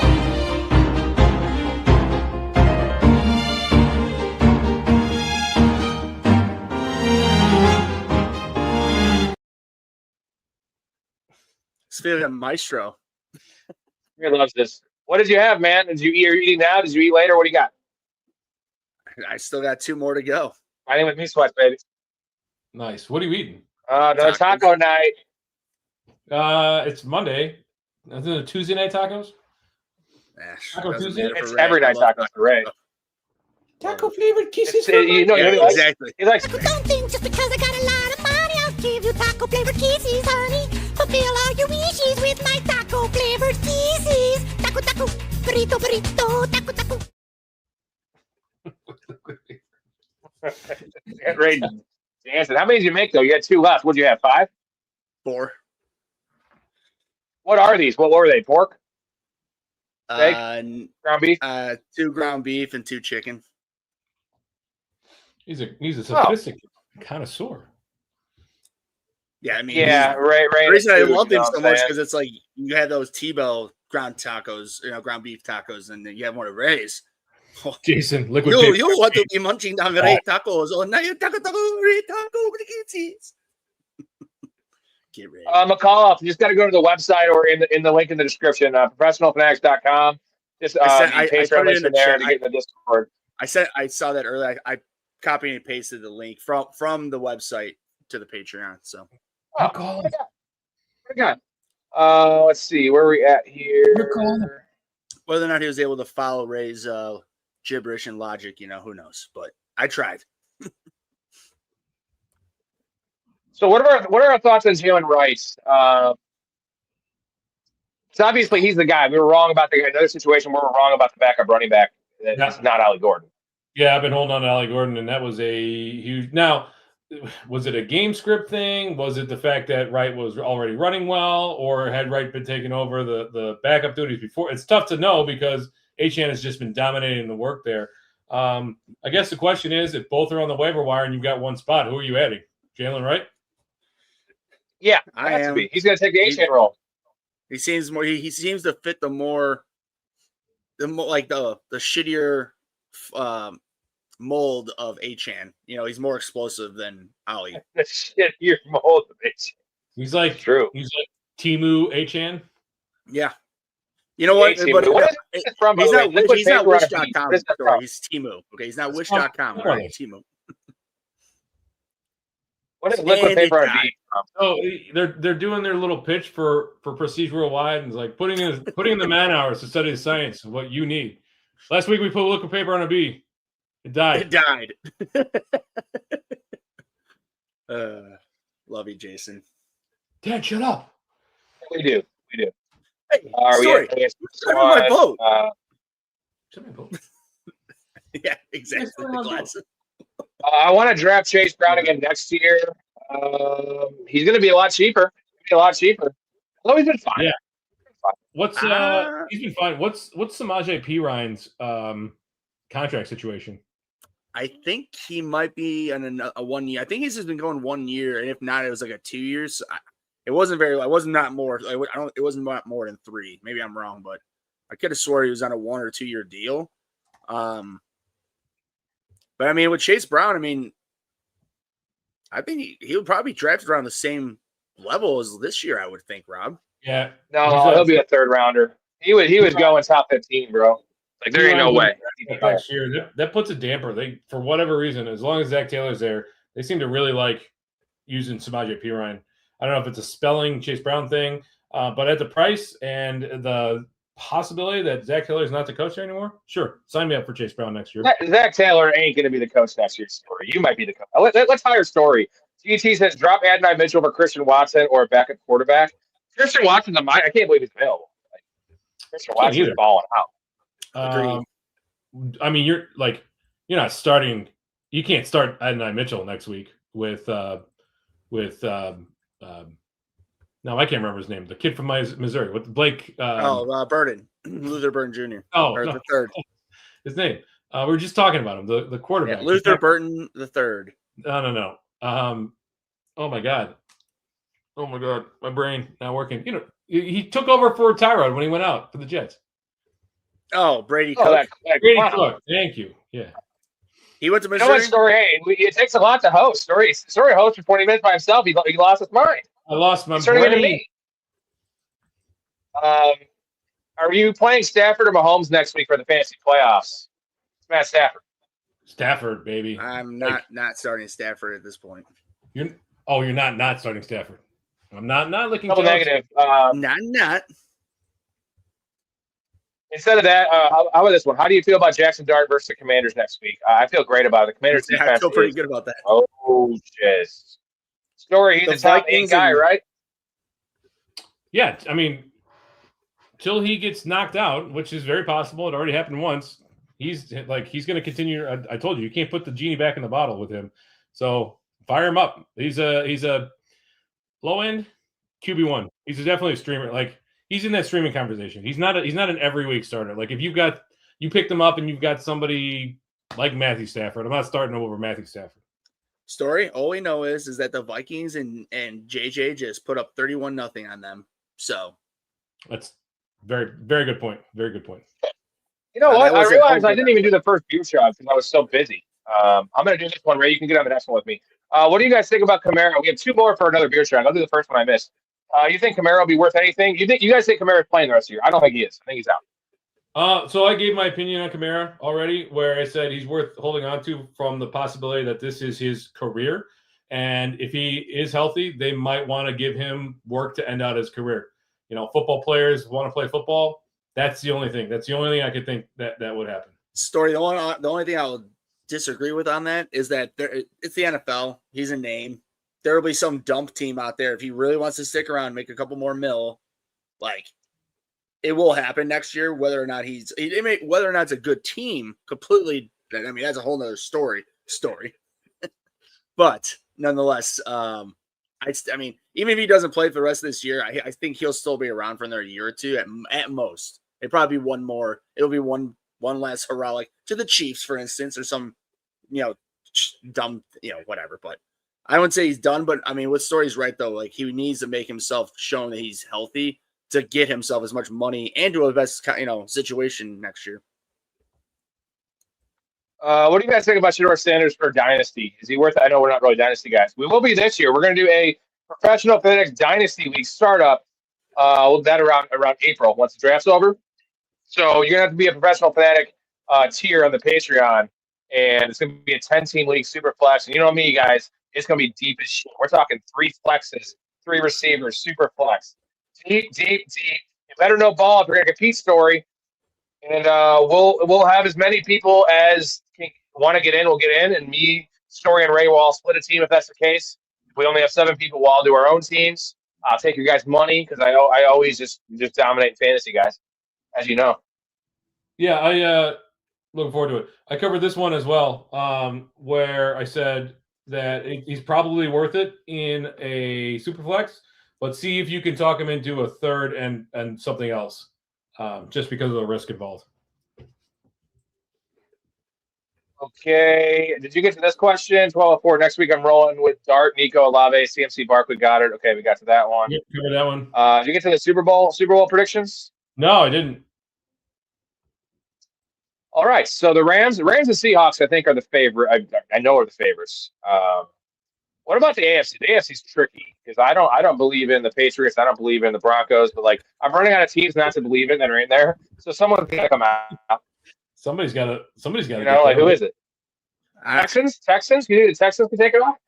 Texans, I do believe they're the definite dark horse of that conference. I mean, after Josh Allen last night, man, I mean, I know like that was obviously one of his better games of the season, but Storey, as you and I well know, in the NFL, it doesn't matter if you're the best team. It really matters who's the hottest team. And we know that the Bills have been pretty damn trash. Like, at least not trash, but just so like 0 to 100 throughout the whole year. And they were at 100 yesterday. And I mean, if they can keep it up to like get a good groove going into the end of this year, I mean, I think they can. I mean, if you have Josh Allen, you could definitely make a run, you know, especially that division or that conference. I mean, you never know. And I mean, I'm with you. I think right now the Rams, you know, obviously being the obvious like first seed, but I still think that they're the most complete team, having a Super Bowl winning coach and quarterback, having a Super Bowl winning Puka was on the team, right, when they won the Super Bowl. The Rams? No, that was no, he wasn't. Okay. No, Puka wasn't on the team. Well, either way, they have Devontae Adams. I'm saying there's a lot of Super Bowl pedigree on that team to where like it's not just like the Bears, for instance, where it's not, you know, in a way it's a flash in the bottle to where it's like they weren't expected to do anything and they're doing well right now. So I would just say right now, if you're asking me, Rams, Bills. I don't believe in the Bills. I can't trust that team to get very far. I know. Bills. I said if they get hot, that's my reason. I'm going Rams, Patriots. We're going to have a rematch of the Rams and Patriots, and it better be better than 10-3, or I swear to God, I'm going to throw my TV out the door. Kelsey looked horrible in the game last night. This is it for him, right? He's got to hang it up because, like, now he's losing his hands. He's also got Taylor Swift. Like, what are you doing playing football? Just go. You're all time, bro. It's a definite one. No, are you kidding me? You really think they're going to go out like this? No, at least like Mahomes will stick around. Kelsey will come back next year, and that'll be that. After that, that was great. Don't try that fancy. That's all I'm saying. I don't know if that's it for him, but he did look horrible. I'm not starting anybody on that Chiefs team if I can avoid it. Maybe Mahomes, maybe Rashid Rice, man. I guess, yeah. But I mean, even him. Those two. That's about it, though. Yeah, stuff. And it's not. So you're not happy doing it really right now with the way they're playing. No. What do I do with Ibuka? We talked about Ibuka. You got to keep on starting him. I'm starting him everywhere. He's still getting 8 targets a game. And one of the problems is 51% catchable target rate, which is lowest in the NFL. And also his hands are bad. And he's just not like an elite playmaker. So you mix all those together. That's how you get these games with 9 targets and 2 catches. That's just, it's rough. But like, we're volume guys. Give us a volume. Baker will be better. Baker's been awful. He's getting healthier. He's a full participant in practice today. Play Thursday. At the very least, Baker's going to have 9 days off, right? After Thursday's game. So I'm not too worried. Didn't we see the field condition during that game? It was literally a mud pit in the middle of the field. I'm just saying it was clearly like a rain fest the entire game. Like, I mean, obviously they should have won that game and they didn't play it well. But I mean, I'm with you, Rob. It was 8 targets for 2 catches and 12 yards or some shit like that for Ibuka. It's like there's much better games ahead, especially if Evans comes back, sooner than later. Because like Rob and I were talking about yesterday, like clearly Ibuka's playing out of position. He's more of a slot guy. So you get back Evans, get him back in that receiver position and go from there. But yeah, I mean, I'm still going to Ibuka just because the talent is there and the opportunity is there. It's just production is definitely rough as hell. Sure, I'll get to your Ibuka take real quick. Ray, I got a question for you. In a vacuum, is Kelsey retiring this year, Ray? In a vacuum, Kelsey retiring this year? Yeah, well, Mom also said for you to stop sticking your dick in the vacuum cleaner.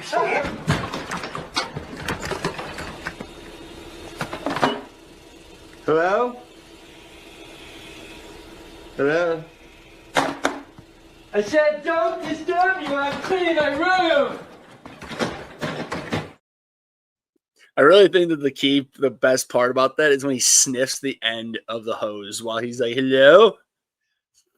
Hello? Just give it a curious sniff. Story, Mike Evans coming back is going to help at Big Boo, right? I would think so. It should help they should be able to move around the formation a little bit. Let's not bury the lead. The problem, like, this is half Egbuka has been just bad when it came to drops, and half of it is Baker's been bad. Like, the catchable target rate continues to go down. I didn't think it could get worse than 50%, but it went down yesterday. So, assuming they clean some things up, I don't think we're going to get back to the outlandish touchdown production that we saw early in the season, but we're going to get better. It's going to get better for Egbuka. And again, who are you starting him? Like, who are you starting over him? Like Quentin Johnston, right? Like, why?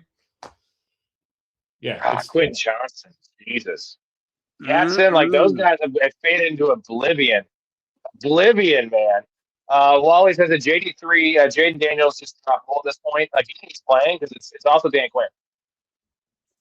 Yeah, so it was really weird in that Dan Quinn said afterwards that Jaden Daniels was cleared, which typically means he could come back into the game, and they weren't going to because it was a blowout. But he also said that he expects him to return this season. So those are conflicting reports. Like, that doesn't actually tell us what the nature of the injury or the length of the time is going to be. Like, was he cleared, or could he have come, or is he going to come back at some point? I don't know. I like, even if he comes back, like, look how ineffective he was. I thought that, like, he wasn't game ready. That's a big part of it. So I'm not starting him over most guys, even if he comes back. Story, we have a rule on this show now. You don't have a hat on, but if we mention Dan Quinn, we must turn our hats around backwards. It's just a fucking rule. And that guy just turned his hat around. You're 50 years old, dude. Like, I'm getting to the point where I'm too old to do it. Like, I don't look 50. I don't even think I look 40. Maybe I do. I don't know. Let's not get into that. But Dan Quinn definitely looks 50. He is 50. Turn your fucking hat around, brother. Hey, I'm going for the Fred Durst look, all right? You got it going. Yeah, I can see that. He did it all for the nookie, bro. Says Kenneth Walker taking over. Is Sharp still a hold? Sharps is hard to start now. Like, I would rather start Monungai over Sharps, right? Yeah, easily. Handcuffed now. He has relegated to handcuff status. The problem is, there's every once in a while, Mike McDonald really gets enamored with Charbonnet. He's on the field far more often on any given drive than he should. But you're feeling pretty okay about Kenneth Walker going into the playoffs. So, like, at this point, what level of handcuff, like, compared to others, would you guys leave him at? Oh, I mean, he's the top handcuff in the entire league, I think. Over Blake Corum? Man, I bet if Kyron goes down, I bet if Kyron goes down, they're just going to throw for every single touchdown. I really believe they will go to Blake Corum, but I wouldn't be shocked if, like, Kyron went down. They would, like, be like, okay, we still have a running game, but we're going to throw it more. Yeah. I wouldn't be shocked about. Ray, Tyler Algier or Charbonnet? Charbonnet just because the better team. You were betting on me to say another word. You just sit in silence, Ray. You just got to wait and sit in silence. No, I said what I had to say in the last word. Then he played it. He was going to me. He blabbing out another sentence. Because my connection sucks right now. I can't. My timing's a little off, man. It's like I got whiskey dick. I'm trying to, like, finish properly. You know, I end up busting inside of it. Yeah, your internet. Yeah, you're right. Your internet's got that whiskey. Sounds like you're in a hold on a second. Let me. You sound like you're down the hallway. Oh, you know what it is? Hold on a second. This is what it is. Uh-oh.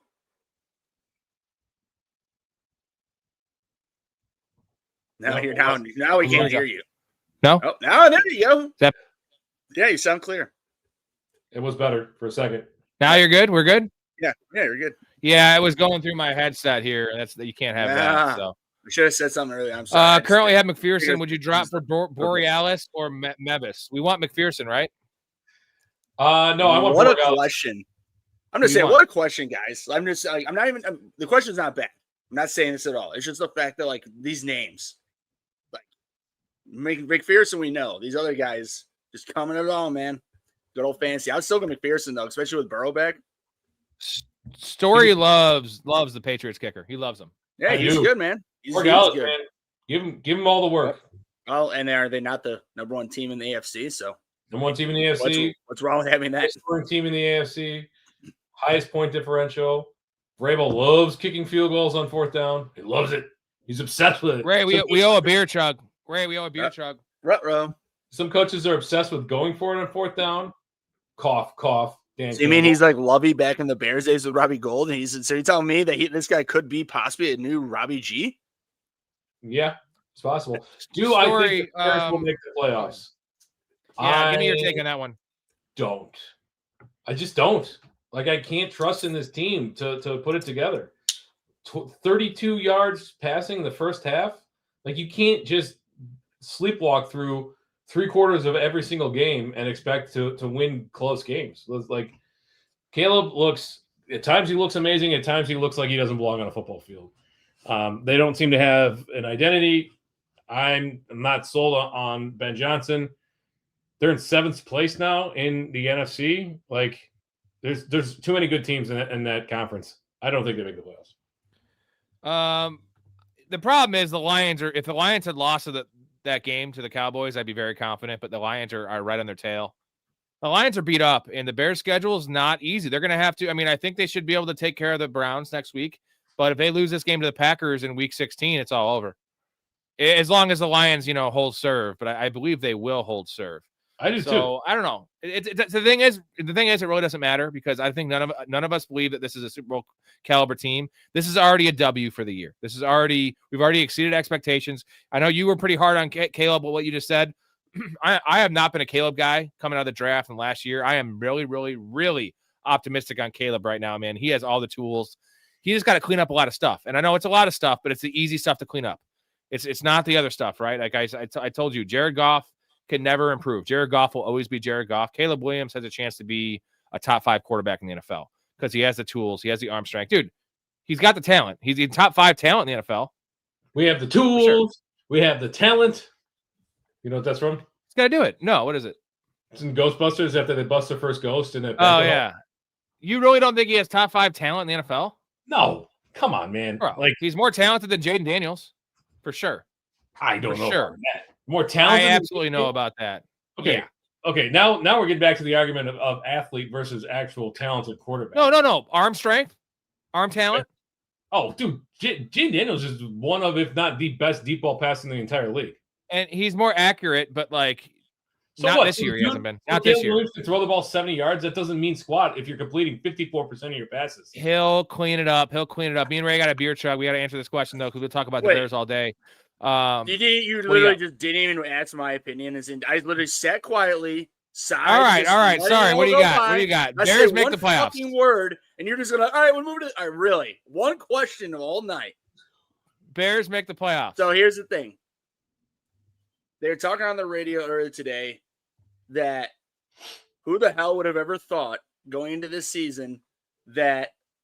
And sorry, this is be interesting to what you think too. You already said your part, so I'm assuming you're going to agree with what I'm going to say here. But who the hell would have thought that the NFC for the all playoff teams, the minimum amount of wins would be 11? Because right now, it sure as hell is looking like that's going to be the number. Now, here's the thing: is that when they put up the graphic on Fox today, at the end of the day for their last game. And it showed the Rams at the top and the Bears in 7th seed, and then the Lions and whatever the 2 other teams. There's 3 other teams in the hunt. My point is that the remaining 4 games in the Bears' schedule, 1 team was not on that list. That's the Browns coming in this week. The other 3 were on that list, aka Packers, Lions, 49ers. The 49ers the Lions are in the hunt. They're not in the playoffs at the moment. 49ers are in the playoffs at the moment with their records. They're 9-4. And, of course, the Packers are now number 1 in the division. My point, what I'm getting at is that, of course, sorry, you're not wrong what you're saying. It's just that this team is so – they're literally just clearly still in the middle of getting unfuckeried from the team last year with that coaching staff that they're finally – they're finally learning. And, of course – they came across the biggest game of their life this year even though it feel like last week against the Eagles was, but it wasn't because the monkey on their back is still the Packers. But they didn't get blown out. They should have won that game. And there's just many things that I just don't think that it's just a cut and dry situation at this point because the Bears hold their playoff hopes in their hands. And I just think that they have such a good coaching staff. I know you're not a Ben Johnson fan, but you're just a hater. So I just think that at this point, like I don't think I still think they can make the playoffs. And if I put $1,000 on, I would probably still say they would, but it would be just like, it's only going to be because they're going to win one. They have to win two of those three games, Packers, Lions, and 49ers. Doesn't matter which one they lose. They got to win those one or two of those three. And of course, beat the Browns going into this week. If they lose to the Browns, it doesn't fucking matter. It was just pack it up for next year. I was, easy enough to leave it at that. I got a bye week 15, so I'm looking ahead week 16. Do you guys prefer Seattle's defense at home against the Rams or Eagles defense at Washington? I prefer Eagles defense at Washington, I believe, but is it worth rostering two defenses? Because you want to win that game, so I think it's worth it, right? I'm not giving up Seattle's defense. I purposely did that earlier in the year. No, to roster twice, because then you play Seattle week 17. Oh, right. Yeah, they have Carolina week 17, which has not been as good a matchup as of late, but Seattle's defense is too good, man. I don't know. I've got Seattle in the one league where I've got to buy, so I'd love to be able to play them against any, but man, LA, that's tough. I don't know if I could do that. I will just say one thing real quick. Like for me personally, again, I'm only in 4 leagues, but all 4 of my leagues, scoring on defense is literally the most fucked up difference. Like, a couple of my leagues, it's like you get average of like 12 points to like 20, like if you have a pretty good week. And then like some leagues I'm in, a good week on defense is 10 points. So it's just like, honestly, because what I'm getting at is I think the special teams, some of my leagues, they having in the return yards and all that bullshit added into it. But I'm just saying, like, I just don't know. But either I'm going with you guys. Like, I would go with Storey. I have Seattle in a lot of leagues, but I have them in our league that we're in together, the Nick O's league. That is defensive score like 35 a game because you get tackle for losses, tackle for loss, 3 and outs, get points as return yards. They're averaging 50 points a game. Like that's the reason I got the first seed. Like they're the best. They're the number one scoring anything in fantasy. Like they're a higher score than the number one quarterback. So are you starting them in week 16?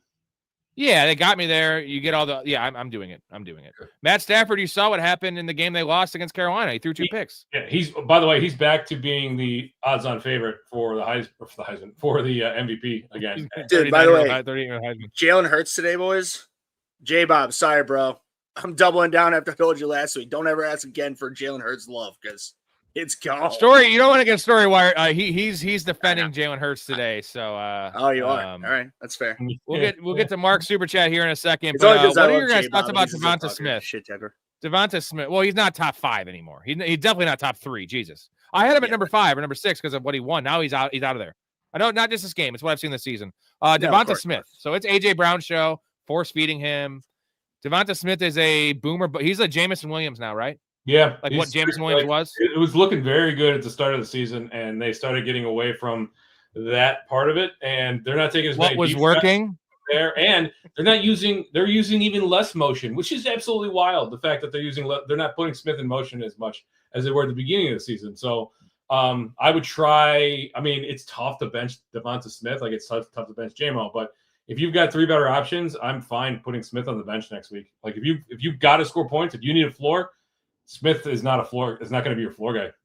I just think it's absolutely crazy that we were literally like a month ago in that realm that Smith was the bona fide number 1 there. Brown was just basically like looking for his way out of there because Devontae Smith was on his career year projected, on his current. Not current, but at the point about a month or a little more ago. And here we are. It's absolutely insane. All right, Mark. Shout out Mark, number 1 super fan. Storey, top 3 coaches in order. 1, 2, 3. So I'll help you out, Storey. So it doesn't take you have all right. Well, number one is easy. It's Kirby Smart. Number 2 is you're going Andy Reid. It's Ryan Day. NFL coaches. NFL coaches. Okay.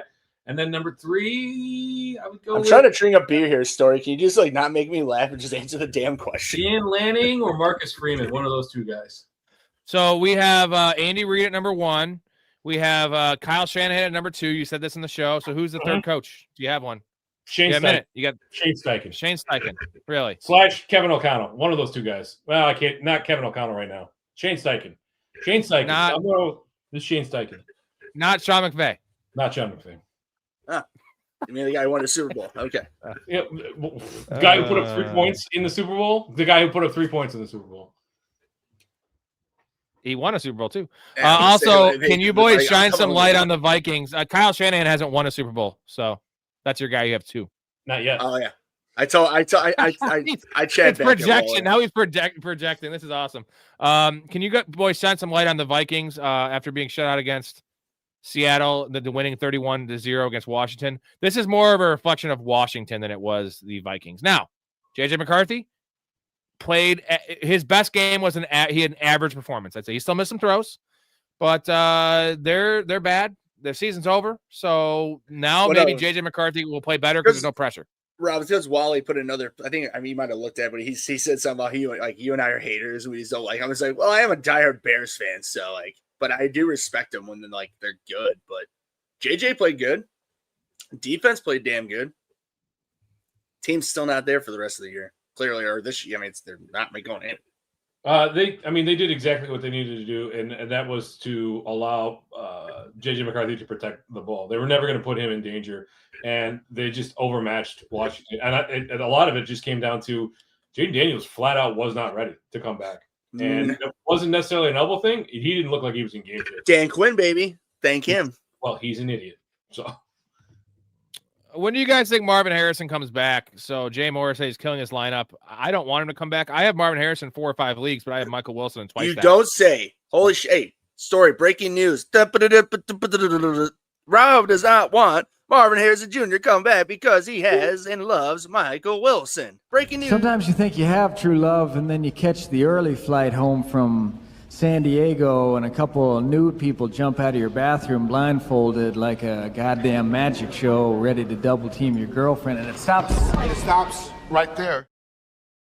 You know what's gonna be the best part? That's my speech when Marvin Harrison come back early.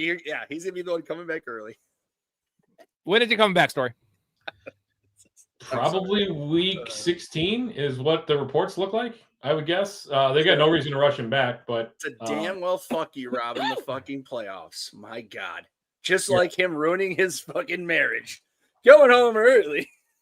I don't have Michael Wilson in any of my home leagues. Oh, I actually have him in our league, Story, but I have him mostly in Fantrax full PPR, which is just come in my face, baby. It's fucking amazing.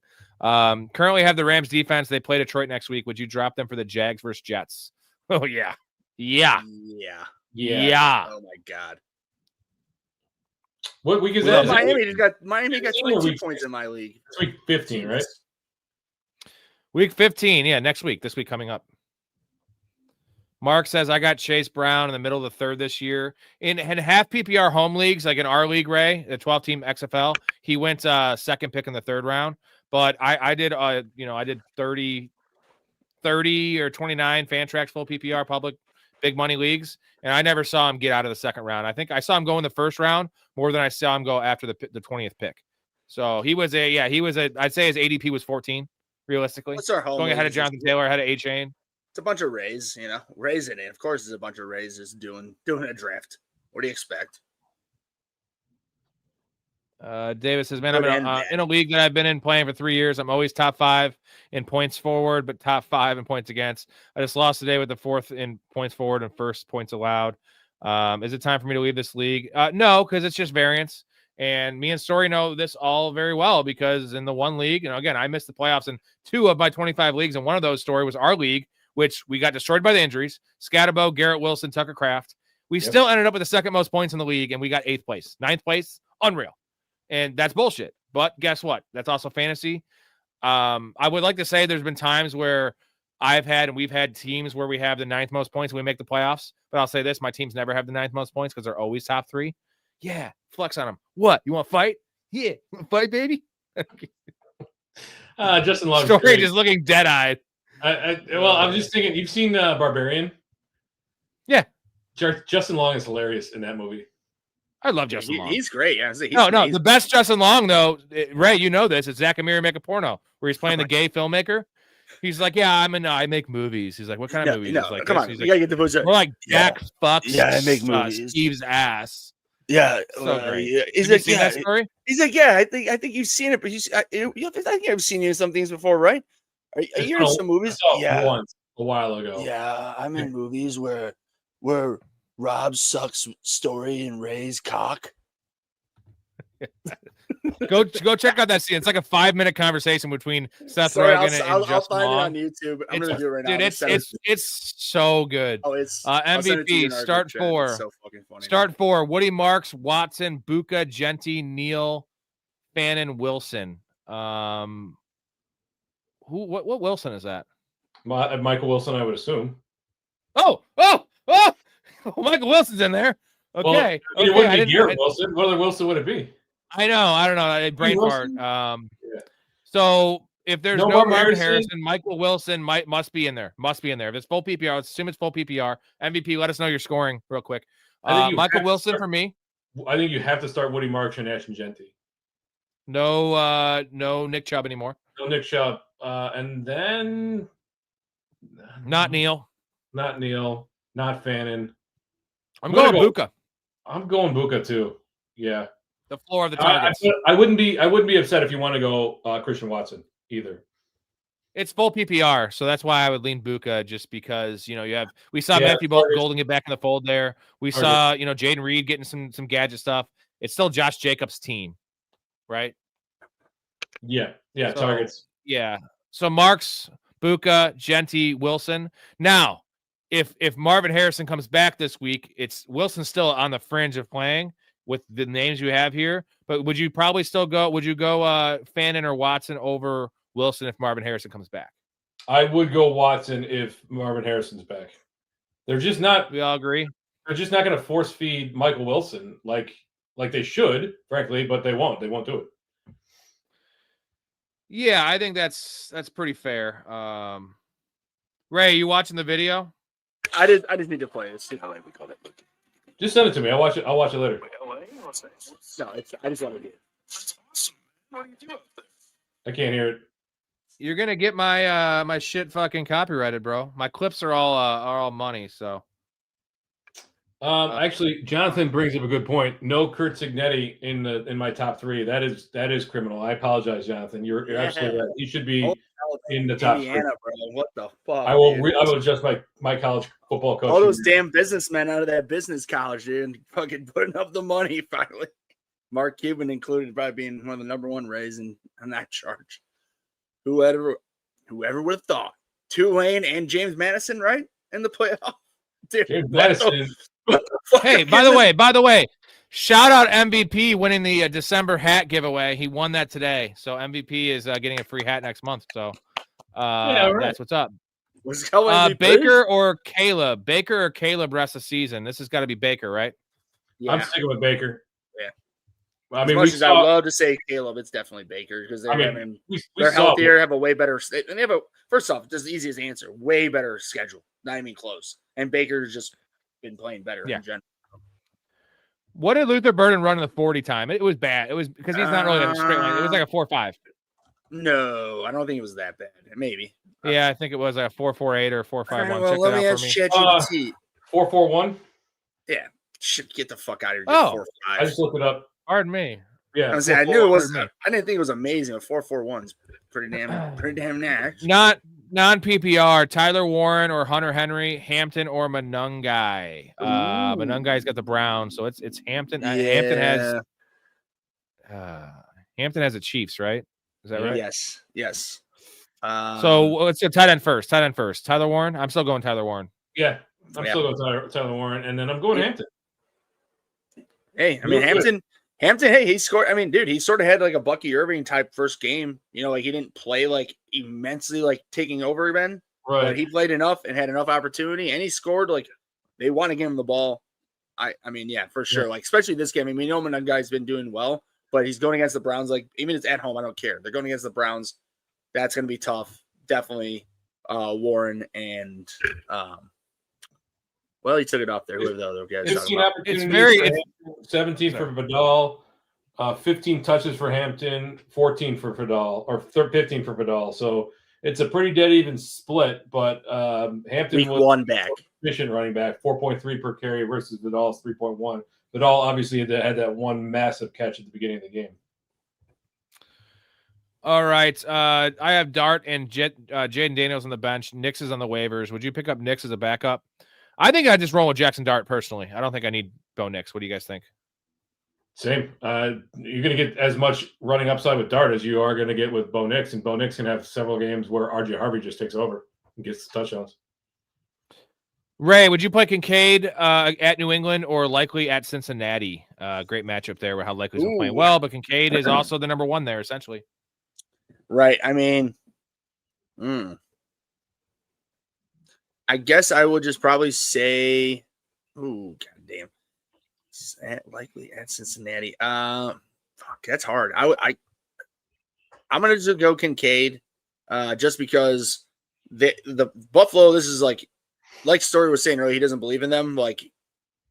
Storey, you might change your tune a little if they go into New England and win this game. Now it's a huge order to ask for, and I know likely just had a good game, and I'm sorry, I was gonna make it easy. It'll just be likely at Cincinnati because Cincinnati's defense blows. I was because I like Kincaid.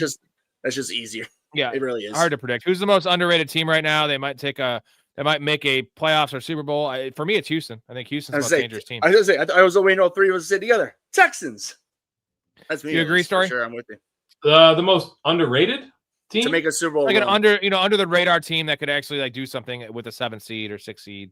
I mean, Jacksonville's pretty underrated right now. Like people still don't believe in their division, though. Much improved. A lot of it is the division, but I'm with you. I mean, no, honestly, I never really, even right now, I still don't necessarily believe in them, but they keep winning. It's I still think Houston could beat them in the vacuum, boys. In the vacuum. Was Rashee Rice the one that took a bad hit on the last game? I didn't see Rashee Rice. Did he? No. That was his welcome to the NFL. He wasn't a rookie, but that was his welcome to the NFL. Oh, now I remember. Yeah. He got fucking killed. It was a legal hit too, but he got cracked up. Speaking of bad hits, you remember the Johnny Knox hit? Oh yeah, dude. Oh yeah. Snapped in half, man. Snapped in half. Was that Sean Marion or Merriman? I couldn't tell you who did it. No. I think it was two safeties. Buka been eating Red Lobster before every game with extra butter. Ooh. That is for sure, man. It sucks, but they just restructured because they were going through some. Didn't they go through bankruptcy or restructuring or something like that? Red Lobster. Yeah, there's not a lot of them left, man. No, sorry, you're right. There's a dude. The CEO is sorry. First off, the CEO of Red Lobster is younger than you. I don't even know if he's 40. Maybe if he is, he's 40, 42. He's pretty damn young. But hey, Monty or Charbonnet? Monty or Charbonnet next week? I think we're going Monty, right? Yeah, it's Monty. Come on, Monty's. Yeah. At flex, I can start a running back. I have to start 2 out of these, and then a potential flex. Genty, Hampton, Neal, Monty, Manungai. Plus, I have Fannin to play at flex. You can play Fannin at flex. Full PPR, I like Fannin over Hampton. Honestly, you guys agree with that one? Genty's a must start, and then Hampton. If no one's got there, yeah, I think so. I think you're looking at one more week of a split backfield in LA, but I think it's going to be Hampton's backfield sooner or later. I think you're just going to have to give it another week, which sucks, right? It'd be great if we saw him get a 60% opportunity share right off the bat, but Fidel's played well. Like you said, Robbie, you're in a role. I would say I would hate to disagree with you because I really would like to think that Hampton would come back next week and take over, really take over. But I would say that if they lost this game, they would really need to win next week. Now they won this game. I'm just saying, to your point, Storey, I feel like they really well might just continue to roll into 50-50, even if it's 60-40 Hampton next week, and then give him the full 70-80% going forward after that. Yeah, I'm gonna bow out and let you guys clean up here. But I will. Thank you for helping. Thank you for filling in, man. Yeah, I'll be back. See you guys. Good to see you, chat on Thursday, and lock me up for some super chats what do you call them, chugs or whatever. So yeah, we got. You still got to have the. You have to eat your lobster or whatever. But I'm saying I got a margaritas and mistletoe party to go to beforehand, so I'm gonna up. So this will be the pregame, baby. Before the game, so it's like a the pregame to the game. Got you. Yeah. You're gonna be hammered. Oh yeah. No. So, hell yeah. Oh yeah. Later, buddy. We love it. Monty or Sharps next week, or pick and start right. Pick up right. So if there is no. If there's no A-chain, right. But it's Monday night game, so you're not really going to know. That's what I'm saying. It sucks. But yeah. We're going Tony Pollard over Charbonnet. He's a starting running back there. Unfortunately, like you said, I mean, it seems really that Charbonnet is now just a really elite handcuff instead of being a flex option or a deep, deep, just a starting worthy running back 3 in a pinch. Seems like that's almost gone. I mean, we'll see after next week, but it's trending not in a good way that it definitely seems that you want to go with the other guy. Let's change gears real quick. 30 seconds. Is it Kenneth Walker or running back 1? As long as he gets the opportunity.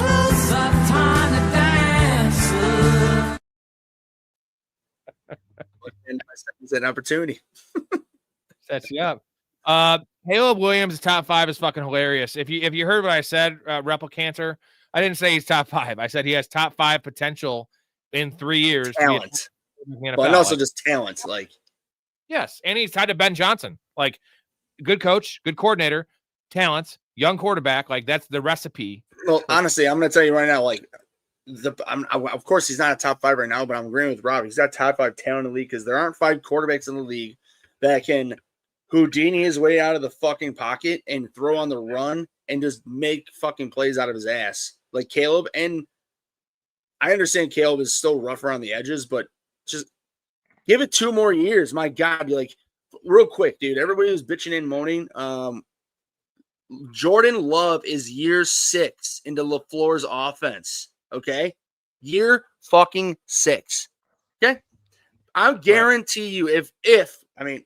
I'm hoping. Didn't he sat 2 years? He haven't played a snap at this point in his career. So I'm just saying, I'm praying and I hope to God that Ben Johnson and Caleb can still be together 5 years from now, because that means that we both hit it well with both of them. But if and when they can, okay, we'll talk then. But I get it. I mean, Rob, we just live in a society where if you're not good, not instant gratification, you suck, you blow, get the fuck out of here. It's like, well, sorry. No, it's also the other way. It's also the other way where, I push back on a lot of people with the Quentin Johnson thing earlier in the year, even though I love Quentin Johnson more than I defended him after his bad rookie year, and everyone said I was stupid, like because they overreacted. It was a Rondé Gatson, right? You remember specifically how many people were asking me about a Rondé Gatson top 5. Should I trade a Rondé Gatson for Tyler Warren, or should I get him for Tyler Warren? I was like, no, dude. Rondé Gatson's in a crowded room, and their offensive line's banged up. Now their offensive line's gotten worse, so the situation's gotten worse. But dude, you had 3-week sample size. And again, I know I talk Michael Wilson up because it's 3-game sample size. The difference is when you're talking all-time numbers, like you're talking about a guy that's getting 15 catches, 12 catches, a lot. That's different. Like clearly the dude's balling. You know what I'm saying? Gatson just had like some decent games. Here's the difference between Michael Wilson and Quentin Johnson. I'm just saying, real easy. I was saying that Rondé Gatson had a 3-week stretch that was awesome, but his stretch was because it was 6 catches, 90 yards, and a touchdown. No, I get that. We're talking about a guy that's commanding 15 targets a game. Like you earn targets in the NFL, and he's earning them. But again, I'm just saying. Panic meter on Justin Jefferson. Main difference: Quentin Johnson, he has terrible hands. Michael Wilson does not. Panic meter. I love talking about Michael Wilson. Of course you do. Fucking love it. Panic meter on Justin Jefferson going into the playoffs. It's high, but he's still a must start. I'm not benching him. I have been one league. Only one league. I don't have a lot of shares, but I'm back. Well, first off, everybody, Mark, let's not get cute here. First off, just go ahead and tell us who else you got. Tell us who you think you should start over him. It's like an easy. I don't think he's going. I don't think he's going in that direction. I think he's going more just like, what can I expect? I'm going to grab one more brewski, and you talk this out. If that's what you're asking, based on what JJ just did this past weekend, I understand that the Vikings are still not, they're spiraling, but I would say expect anywhere from a floor of wide receiver 30 upwards of wide receiver 10, which is crazy fucking range. I know I'm not really helping anything with that, but that's what I really think. And it's just one of those things that, again, just don't not trust him. He's literally one of the best NFL receivers ever right now. Like, if he could just retire and would make that and make the Hall of Fame. So don't overthink that, to be honest. But again, just hamper your expectations is what I will say. Start Bretton Strange this week because he had a rough week last week. Thank you, GT, by the way. We have two more supers, and we will continue the show for 20 more minutes. We're almost caught up on the questions here. Bretton Strange this week, he's a fringe top 12, right? Fringe? No, man. I mean, fringe is, I would say he's 12 to 10. So I guess it's Juwan Johnson or Bretton Strange? PPR. Theo Johnson either. Also Theo Johnson. I want Theo Johnson. I want to touch that upside. With Jackson Dart back, yeah. That's not a bad pick. So Juwan Johnson, I'm sorry. He's got a great floor. He really does. Yeah. That's the thing. It's sort of strange, but like they don't throw the ball as much in Jacksonville. Their defense is so good. Like sometimes Trevor Lawrence is running the ball so much. Sometimes you're only getting 17 completions from Trevor Lawrence, which isn't quite enough to sustain. Brian Thomas is coming back, baby. Like he looks good. And try to tell people to calm down about him. We try to tell people. We've been telling him that forever. And again, the same thing. I hated Brian Thomas Jr. I had him as my wide receiver 18 going into the year. I have 0 shares. The only share I had, I traded Chase Brown for in Balls Deep, where I had all those running backs. And I still don't love the trade because I could have flexed Chase Brown. But it's looking fine now because T. Higgins is my wide receiver 3, and he might be out for the year. So I'm glad I did that by trade. The way, dude, XFL picking up Christian Watson and Chuba Hubbard off the free agent wire in the last 2 weeks. Watson. I'm saying. Yeah. Well, I'm saying it's looking like Sutton's going to be getting the sit from now on, over Christian Watson. Jonathan getting hit with shit injuries just in time for the playoffs. Brees or Rico RB2. Full PPR. Going to post my full. Yeah, post in the Discord if you could, Jonathan. I'm going Brees Hall still. I know Rico has a nice matchup. Give me Brees Hall. I still want the starting running back. Well, I'll put it this way. Brees Hall had his best games with Justin Fields at quarterback, did he not? Yeah, he actually did. So, and we don't know if Fields is going to play. I hope he does. Sven says this is rough. I was up 6. I had Jalen. Opponent had Devonta Smith. I lost, and he's out of the playoffs because all the turnovers. And it's not your own fault, dude. Because Jalen Hurts is a must start every week. It's Jalen Hurts.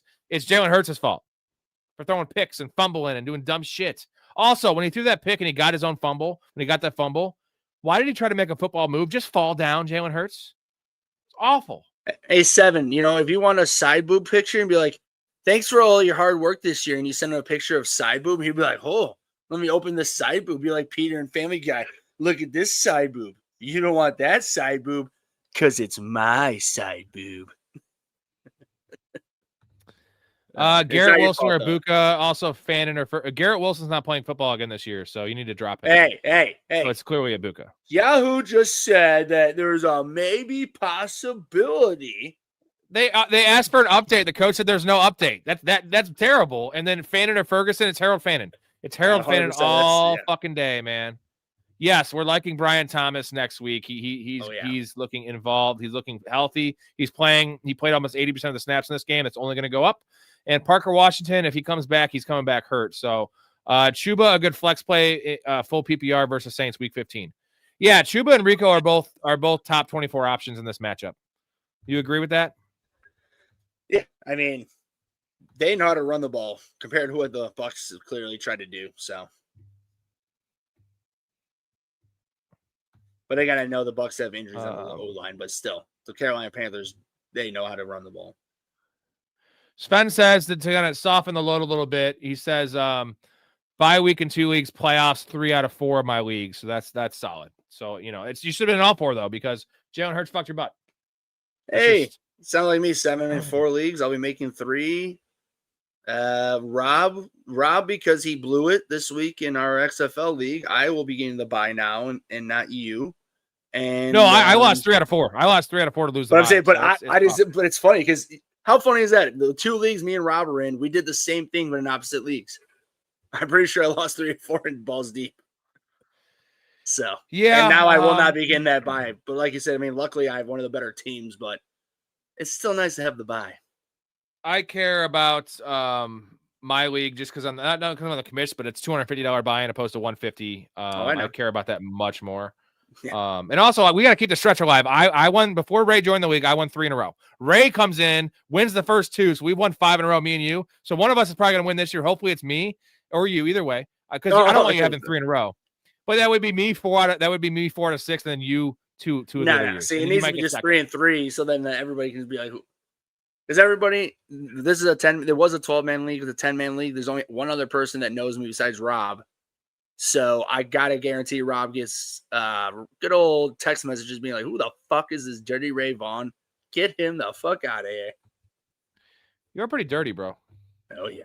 If Evans plays, can we throw him into lineups week 15? I'm not playing him his first game back.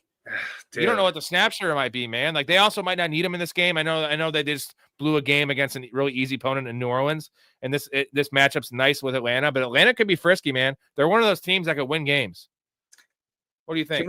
Can we just please everybody get everybody really needs to get this understanding. If Bijan today, I'm saying Bijan got hurt, rolled his ankle, and he was out this week. Okay, even he was out 2 weeks. If he came back in 2 weeks and I was still in the playoffs, I would be playing him without even a second thought in my doubt. He's good to go. Everybody, I understand these questions. And I want these questions. I'm just trying to explain to you guys. When there's a person who's injury prone, like Mike Evans, and they're coming back from a prolonged injury, especially when he's injured like this, not to say that he's not worthy to roster and or even eventually play. But when you're in week 15, most leagues are in the playoffs at that point. Do you really want to trust a guy who, when healthy and with health, if he came back a month ago and was healthy for a month, it would be a 0. You wouldn't even be asking us this. That's why you're asking. I'm just letting you know, very happy your expectations, and just don't be shocked if you do play him, you get fucked. Now that's why I'm going with that. If you're in the playoffs and just playoffs, I'll just say this: if you want to play him, you got to seriously dig into everybody who's a beat writer for the Buccaneers and actually get what is happening during the week while he's practicing. That's what I'll say. Because I'm just saying, I'm a Bears fan. I listen to Bears beat writers all the time, and there are people who say one thing and people say the other thing, and then practice happens and the coaches were lying the entire time and everybody had nothing right. I'm saying all fucking everybody was wrong. So just hamper your expectations and watch his practice participation.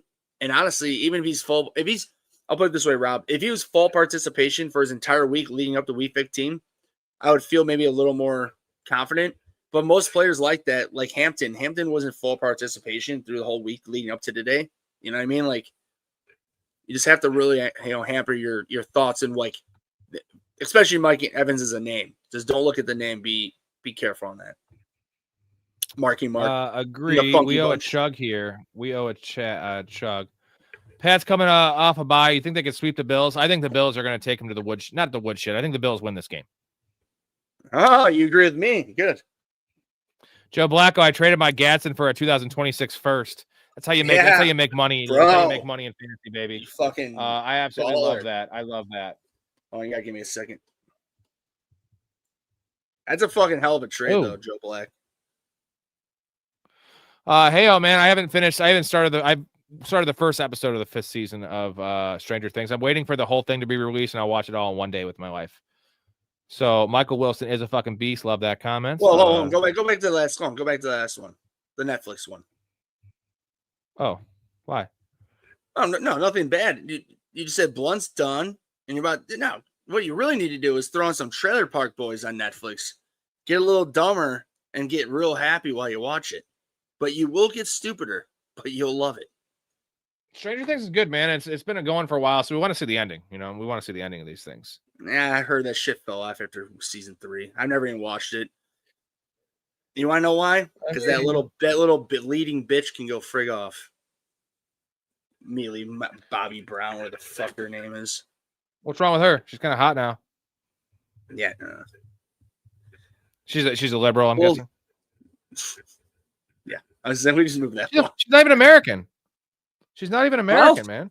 Well, that's another reason why. When I say that, I'm saying that she has issues here. It's like, well, you're not even from here. So what the fuck is your problem? Oh, but anyway, God. no. I'm being honest. I have many good friends who love that show, obsessed with it, and like I've never seen it. And I was like, because it was like this is going on season 5. After I think it was when season 4 was rolling around. They're like, when season 4 came out, and they watched, and they're like, just wasn't what it was, Ray. So it's like Weeds. Do you ever watch Weeds? Yeah, off and on. I'm saying Weeds is the same. And when I say the same shit, the first like 3 seasons were awesome. I think there was like 5 or 6 seasons.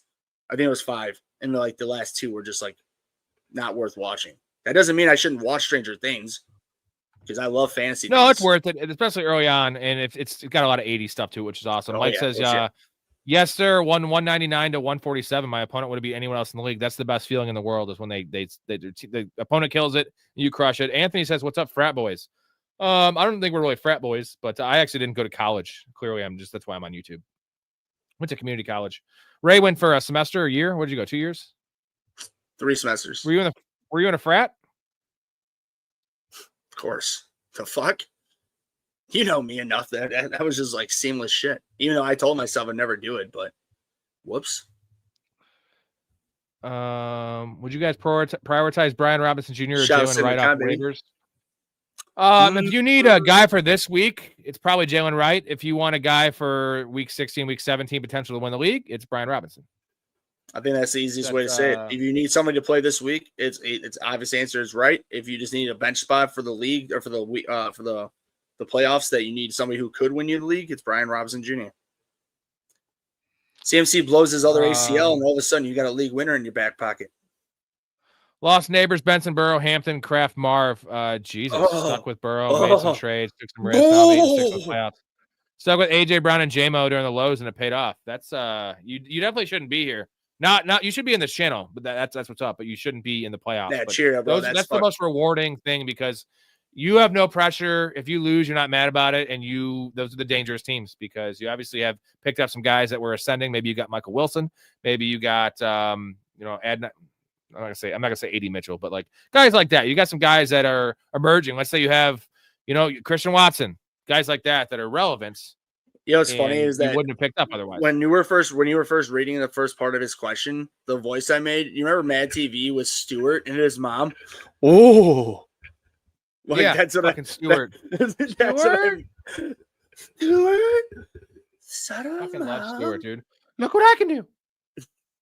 I should probably have a clip for that on here. Mad TV, bro, so good. If anybody here has not seen Mad TV, bro, please look it up. Joe Blacko, Sigma Chi, I was in. Cheerio says, nobody in my league can pick up Michael Wilson because one person had him on a roster already. Because he knows him. You didn't even read the rest of it because he knows him personally. Yeah. Oh, shit. I forgot that part. Okay. I was to say, that's like the coolest part about it. Like, or it's coolest and shittiest part. Like, I mean, honestly, seems like a great guy. I'm gonna say that'd be the same thing. Like if we knew, it doesn't even matter. Name a name, just anybody that was a medium level. Well, I guess Michael Wilson is a medium level, but you know what I'm getting at. He's not a superstar name. For you, he's a superstar. You know me. Superstar. What's the most underrated Star Wars movie, and why is it the Phantom Menace? It's not the Phantom Menace. Rogue One for me. I don't know if that's all underrated. No. That's one of my favorites. He mentioned. I know he says movies, but we'll just go with the trilogies. Just because I mean, since he mentioned that, because you're not wrong. Rogue One's better than all the Disney trilogies. So, episode 3 underrated, because it's the best of all of them. Which one? And it doesn't get talked about. Episode 3 because it's the best one. And it doesn't get talked about. It does now. It wasn't when you and I growing up when it came out. Now it does. I would say I think it is Phantom Menace, to be honest, dude,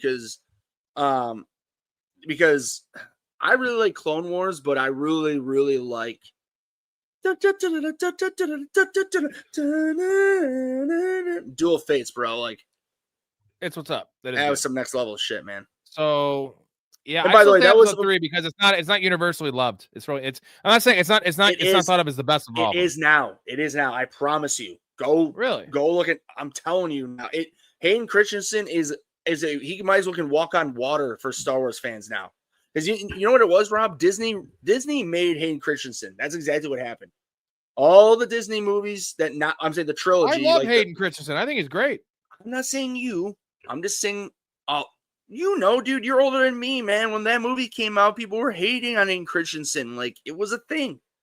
It was a thing. I'm not like making that on my ass. It was a thing back then. Now, dude, any single Star Wars convention he goes to, the shit fucking blows up like a nuke.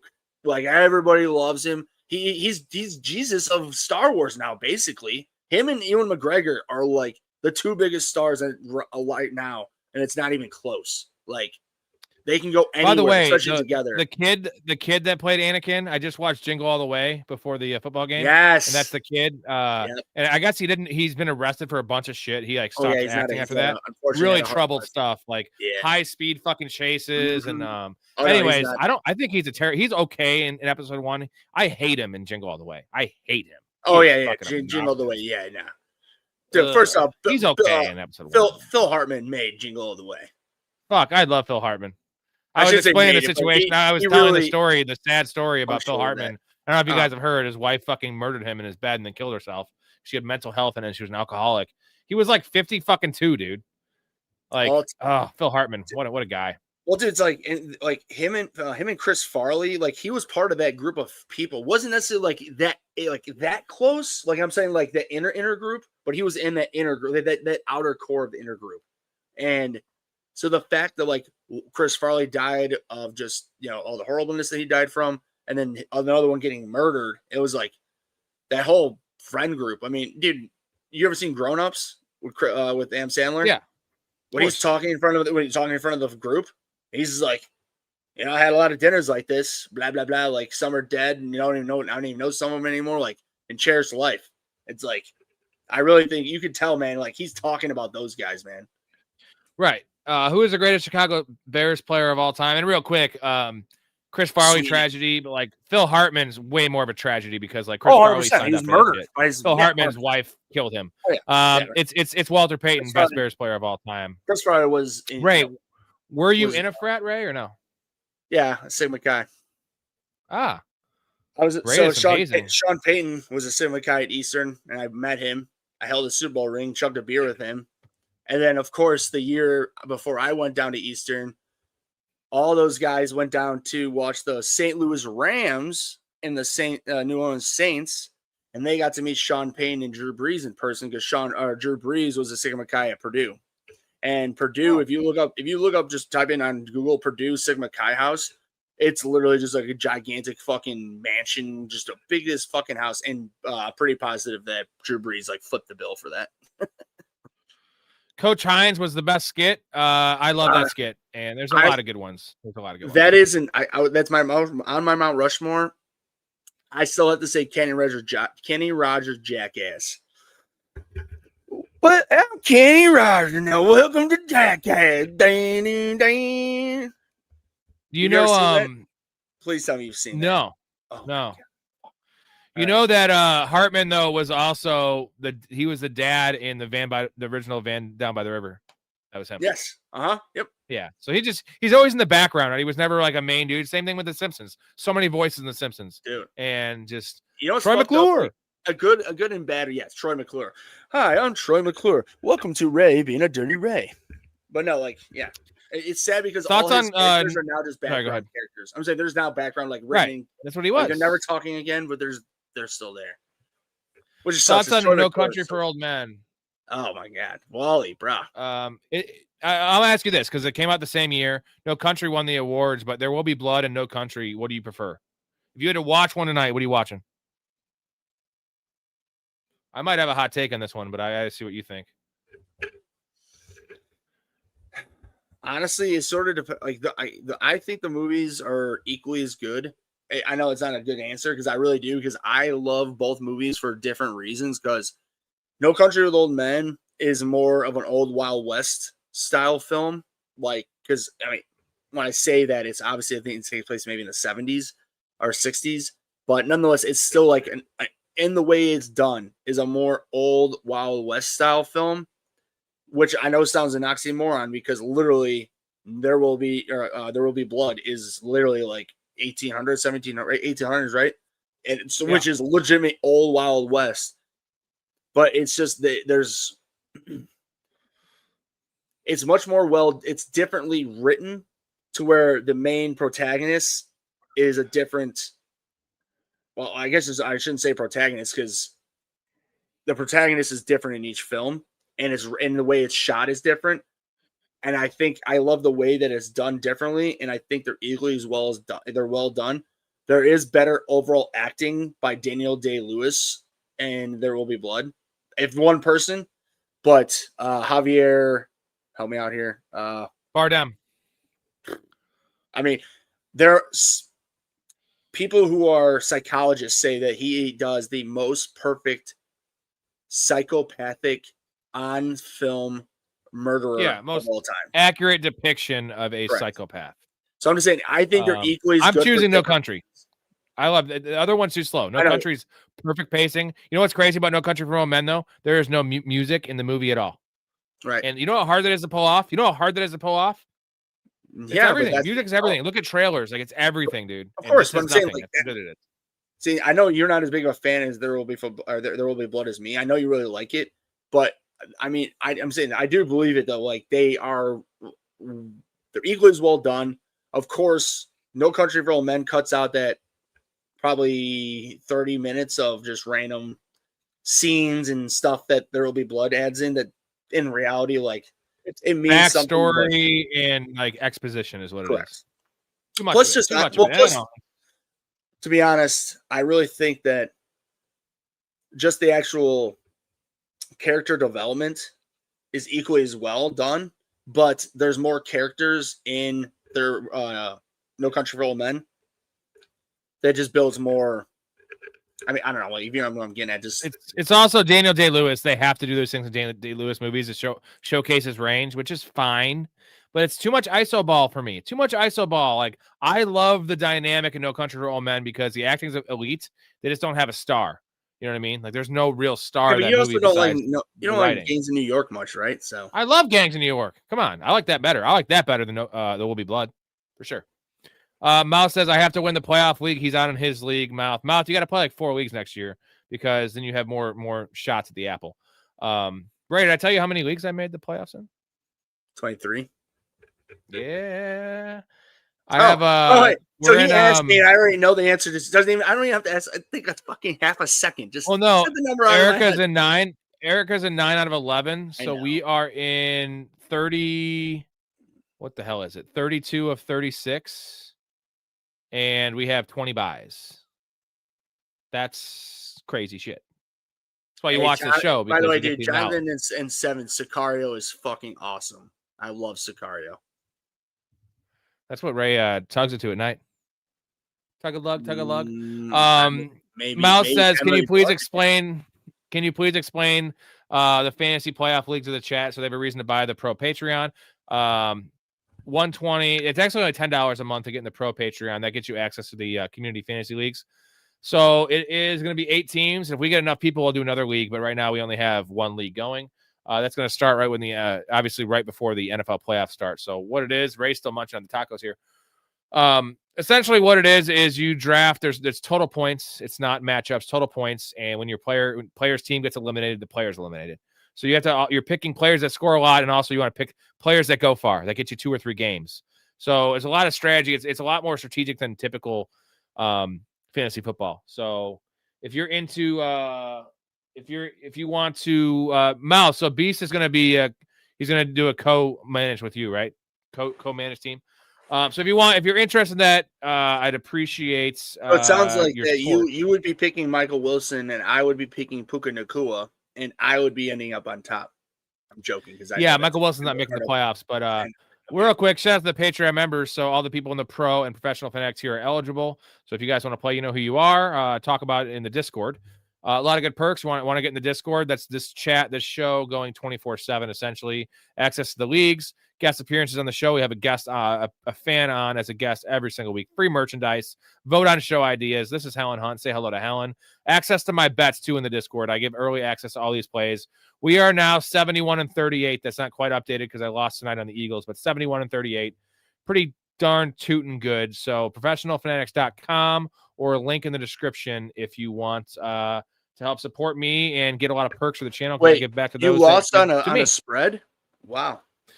Yeah, I didn't like any. I should have done Herbert's rushing yards, but I didn't want to do that. It was bad. I mean, they should have won that game, bro.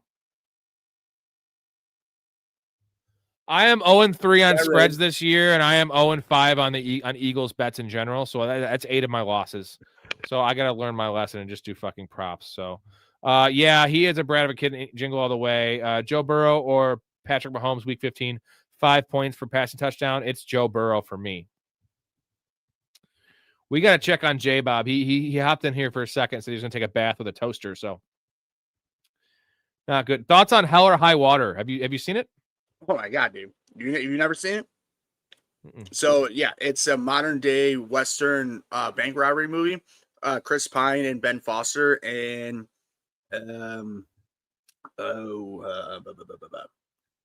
Jeff Bridges, I believe. Dude, it's so fucking good. So basically, like the two brothers. When I say this, I'm not explaining. Like the two brothers, their family had a farm. It was failing because of the weather, like a drought and all this and shit.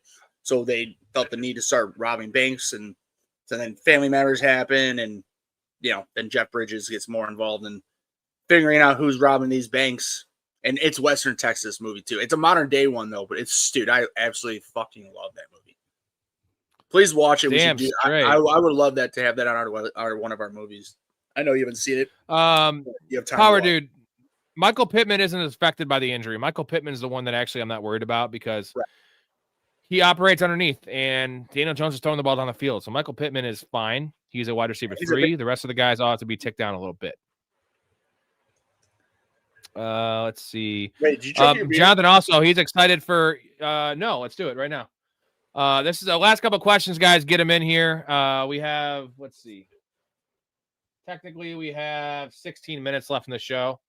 So hey, if we get another 5, we will do another 20 minutes.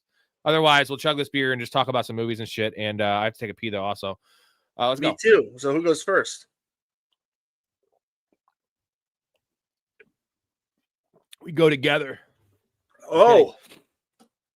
Okay. Jonathan says he's excited for the dynasty. So we are doing a startup dynasty, at least one. That is for the professional fanatics only, though. You have to be in the top tier to get the startup dynasty league. It's gonna be a 10-team super flex league, super deep. So highly recommend that. That's gonna be badass, bro. I've only played one dynasty league ever, so I'm not even that. I'm not a dynasty, bro. Looking to try to do one. Which kicker rest of season? McPherson, Pinheiro. It's McPherson or Borregales, I think, for me. Borregales. Yeah.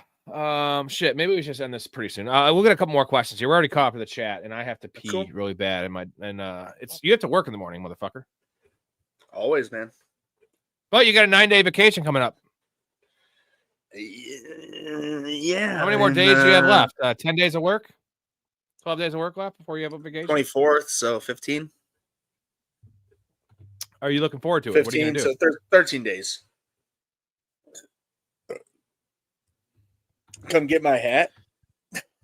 The Dynasty League, man. It's going to be awesome. I haven't done one. I've only done one mouth, but it's going to be fun. It's going to be I just need to make sure everyone in there is down, because the biggest problem with Dynasty Leagues is you get a person quitting that has a shitty team that fucks up their team with trades and just has nothing. Who's going to take that team over? Nobody. You have to end up paying for their buy-in, and I'm not doing that. I was about to say that means we have to give them a free buy-in for like a year at least, and then like let them figure it out. And then they can, of course, come down and be like, "I saw it." You like that's Robert Dynasty, man. But well, and you have people can fuck up but the thing is, it's like real NFL. Like if someone wants to trade away, all their draft picks to somebody else, like it's fine because that's the way it happens in real NFL, right? People like. Literally, the Colts just traded away 2 firsts. That's where 1,000,000% you and I just disagree with that shit. Because I'm only in 4 leagues with people I know. So when somebody I know stops caring, I get fucking pissed off. Now, of course, I don't know everybody in balls deep. So, and you and I have been dominating. So that one I will give you. I don't care as much because I know I draft well. But my other leagues that I know every single person in and they don't fucking play. Ooh, get ready, boys. Maybe we can do 9 people in the fantasy playoff league, because GT, if you want to get in, there's 1 spot left. Just message me in the Discord, man. And because Ray, we have 7 people in there, and then Ray, you're gonna be the A spot. You and Chaz are gonna co-manage a team. Is that cool? Yeah. So it's $100 buy-in. So you guys both throw in 50 or whatever you want to do. You're gonna have to FaceTime when you do the draft. Whoever wants to take control of it, since he's in Kentucky. Where does he live? He's in college. He's in Kentucky. Goes to UK. So it sounds like I'll be taking my car down to Kentucky. Ray would do something like that. Fucking make the 10-hour, 9-hour drive, whatever it is, 8 hours. Fuck, I'll be going to Kentucky. Get the fuck out of this snow, dude. We got a foot of snow on the ground right now. They ain't going nowhere. It's going to be negatives like coming up like as a low this next week. Yeah, we could do 9 teams because we could do uneven amount of teams because there's no matchups. I just don't want to do 10 because it's with the quarterbacks and kickers. Like we do kickers and defenses. Like, dude, we still got 21 people in the chat right now, man. Love it. Thank you, chat. Love you guys. Yeah, it's not bad. I mean, this time of year, it's definitely been dying down because a lot of people are eliminated from fantasy, and we got probably just bored with our stick. They're bored with me. They see me. I'm on here too much. You know, I'm a very boring. When Storey was by himself, he had 30. So it was a lot earlier. Yeah, Storey did well. It's not that easy to do that. I'm joking. I know it was way early, but he did do well. He did very well.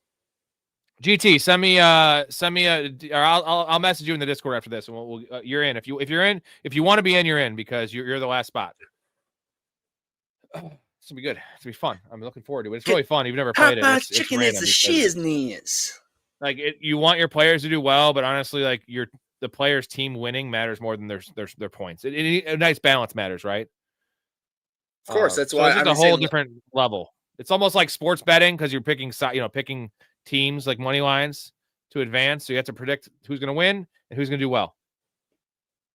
And then you can balance it out by picking teams with buys, right? But if a buy team loses the first round, like, okay, you got a guy in the second round, but you got one game out of them. To where like the league winners are the guys that play wild card weekend that go to the Super Bowl because you get an extra game opposed to like the Patriots who have a bye, for instance. So, that's where can I find an Indian woman? I don't know, a different part where you want. Yeah. Yeah, there's one part of the country or one part of the world that they're everywhere. Yeah, for sure. I think it begins with India. Maybe you add an N in there. I don't know. And maybe you can ask them about talking to Samson. I want to talk to Samson. Fly me to the moon like that bitch out of Cram. Yeah.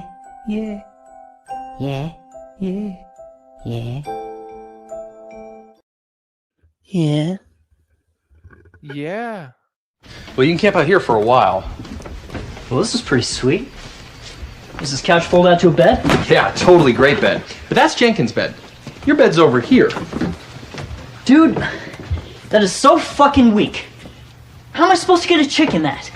No, don't worry, dude. You couldn't get a chick if you had a $100 bill hanging out of your zipper. Yeah, I could. No, dude, you're a little bitch. I am not. I don't even know why I hang out with you guys. Because you're a piece of shit. I am not a piece of shit. Well, yeah, but you're a little bitch. Sure. Dude, I've never done enough research, which I'm sure wouldn't take much, but like that guy had to have been a friend of theirs, like from school, like somewhere or another, that they're just like, hey, I love that dude. You're a little bitch. We're just gonna call little bitch. Squeak Slar. Have you seen Orgasmo? No. Oh, so that's their first movie. That's their first movie. Trey Parker and Matt Stone. And essentially, they're South Park creators are both like Mormons, and they move out of Utah or some shit, and they go to live in LA for some reason, and they end up being porn stars. And the other porn star on the veteran porn star is fucking little bitch Squeak Scolari, that actor. And it's fucking awesome, bro. It's funny, dude. I actually gonna watch that tonight, I think. I've only seen it once or twice. A naive young Mormon is recruited to act in porn movies. What the fuck? That's pretty great.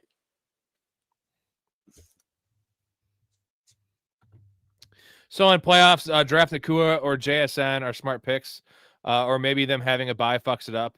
I mean, if they get to the Super Bowl, it doesn't fuck it up because you're still getting 3 games, right? And their productions. So you got to weigh production versus how many games you're going to have. You don't just want to draft, Zach Charbonnet early because you think Seattle's going to go to the Super Bowl because you might only get 40 total points from him. So you got to really balance out all that stuff. There's a lot to get into. It's just it's a way different way to play fantasy, and there's only a couple sites that do it. So I used to do it. I did it 4 or 5 years straight.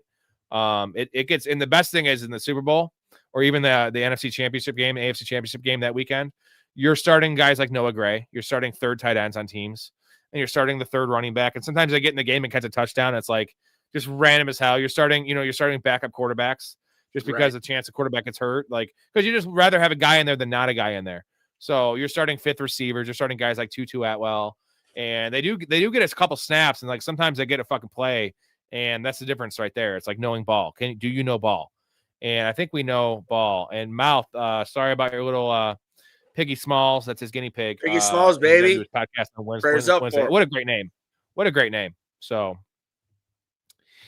Piggy Smalls performs backflips. He's the real tiny dancer. Damn straight, dude. Damn straight. Tiny.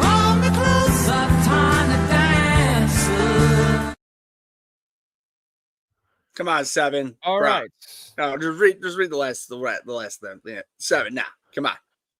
It's a fucking Raiders. Jalen Hurts, man. I don't care. All right. You want to bet? I might take the spread. It's gonna be 10-point spread. I'll take 10 points. Nah. I'll give you points. I won't give you the spread. Fuck the spread.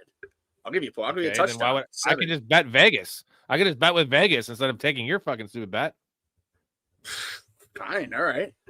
Be that. Great. You're all about betting, but you don't bet. You clown. You got your bonus bets, right? I don't know. Let's look. Are you going to start beating the odds finally and make some money or what? 5-2 this week. I know it was a rough finish. The last 2 weeks, we went 7-3 last week. We were 7-1. And then we lost Sunday night and Monday night. My buddy that I told you that joined the Patreon, he said that he was 6-0 this week because your Pacheco, he didn't realize that it was combo receiving and rushing. So he did the rushing for like the lower number and he hit it. Yeah, 30 yards rushing. Right. Look at that. Sometimes when you make mistakes, you're right. And sweet. I was gonna tell you the newest Patreon is his brother. So yeah, he texted me. His brother. I messaged his brothers and asked him like how he got referred. Okay. Yeah. Why the hell wouldn't these people get in? Like you're getting free money, dude. Well, I'm telling everybody. That's what my buddy. He's like, yeah. My brother texted me. He's like, oh, wait, blah blah blah. He's like, yeah, I follow this guy. He's like, all right, well, give me his picks. He's like, fuck you, join the Patreon. I'm like, what a good guy. Well, he's just like, he literally told me on the phone. He's like, fuck my brother. When he said that, well, maybe you can start watching the show too, because you can get some fantasy knowledge and some entertainment too. Steve watches all the time. He tells me every day. He's yeah, like, I'm talking about it. I thought about his brother. His brother who joins. Like you could. The thing is, you could just join just for the picks, for the early access to the picks. Because I do release them before the games, but they're not the same lines. That's fine. I mean, I'll take whatever I can get if you want to support me. But you can also hang out with us too. Like hang out with us. Hang out with us. Oh, he will. All right. That's probably it for us, boys. Tomorrow night, Ray, you want to come on tomorrow night? Sure. Cool. I might have a first timer on the show. My buddy Hank Mardukas. You know Ben Kale, Mike's buddy. Big guy, Hank. His name's Hank Mardukas. We call him Hank. He's a Panthers fan. He knows fantasy. He says he knows fantasy. We think. Oh no. See if whatever happened to Big Bob? I don't know. I wouldn't have that guy on. He's kind of boring. No. I'm just. Because somebody was asking why I was doing the drag, and I told them I was like, "Oh, that was everybody." Hey, hold on. Downtown Sports in the link in the description. Downtown Sports. It's on every platform but YouTube. Baby. Every Tuesday night. This week is Wednesday night. You can listen to them on every single platform but YouTube. And it's only 2 hours long. More of an NFL-driven show than fantasy, but they talk about fantasy. Mouth is very, very, very. He's as good as I am at prop bets on real life NFL picks. So if you want to pick playing them all together, you're making that much more money. There you go, buddy. All right, man. Appreciate everybody here. Let's see if I can play one more clip here. Just I like playing clips, and I have them on here. So what do I want to hear? Here we go. Okay, hold on. What is the absolute least amount of money you could get paid to blow a guy? Now we're talking. If I'm honest with myself, yeah, I'd have to say $900. Oh my God! I love Durs in that clip when he's like, "What's the most?" He's like, "Now we're talking." Now we're talking. Like, he's like, I like this question. Well, it's of course subtle, awesome shit. You would be him in that conversation. I'd be like, "How much you need to blow a guy?" And you're like, oh. "Well, hey, how about now we're talking? What about $10,000? All right, now we're talking." Yeah, now we're talking. You know what I mean? I was between that and Muhammad. Why the fuck would it be between that or Muhammad? Why don't you just pick a common name like a normal person? Muhammad is the most commonly used name on earth. Read a fucking book for once. Read a fucking book for once. All right, boys. Mark, thank you. Number one super fan, Everybody- mean muggin. I would call him mean muffin sometimes, but thanks for the support. Everyone in here, appreciate you guys. Mean muffin. Ray, you're the shit. Thanks for coming on tonight. And tomorrow I'll see you around Love you, 10 p.m. 10 p.m. tomorrow night. Sounds good. Sweet. All right. Love your life. Stay positive. Respect each other. We'll care, see you everybody. tomorrow night. Later, Anyone else needs questions, hit me up in the Discord. I'll be on there tonight for a little bit while I check all my teams. And we'll see you tomorrow. Peace.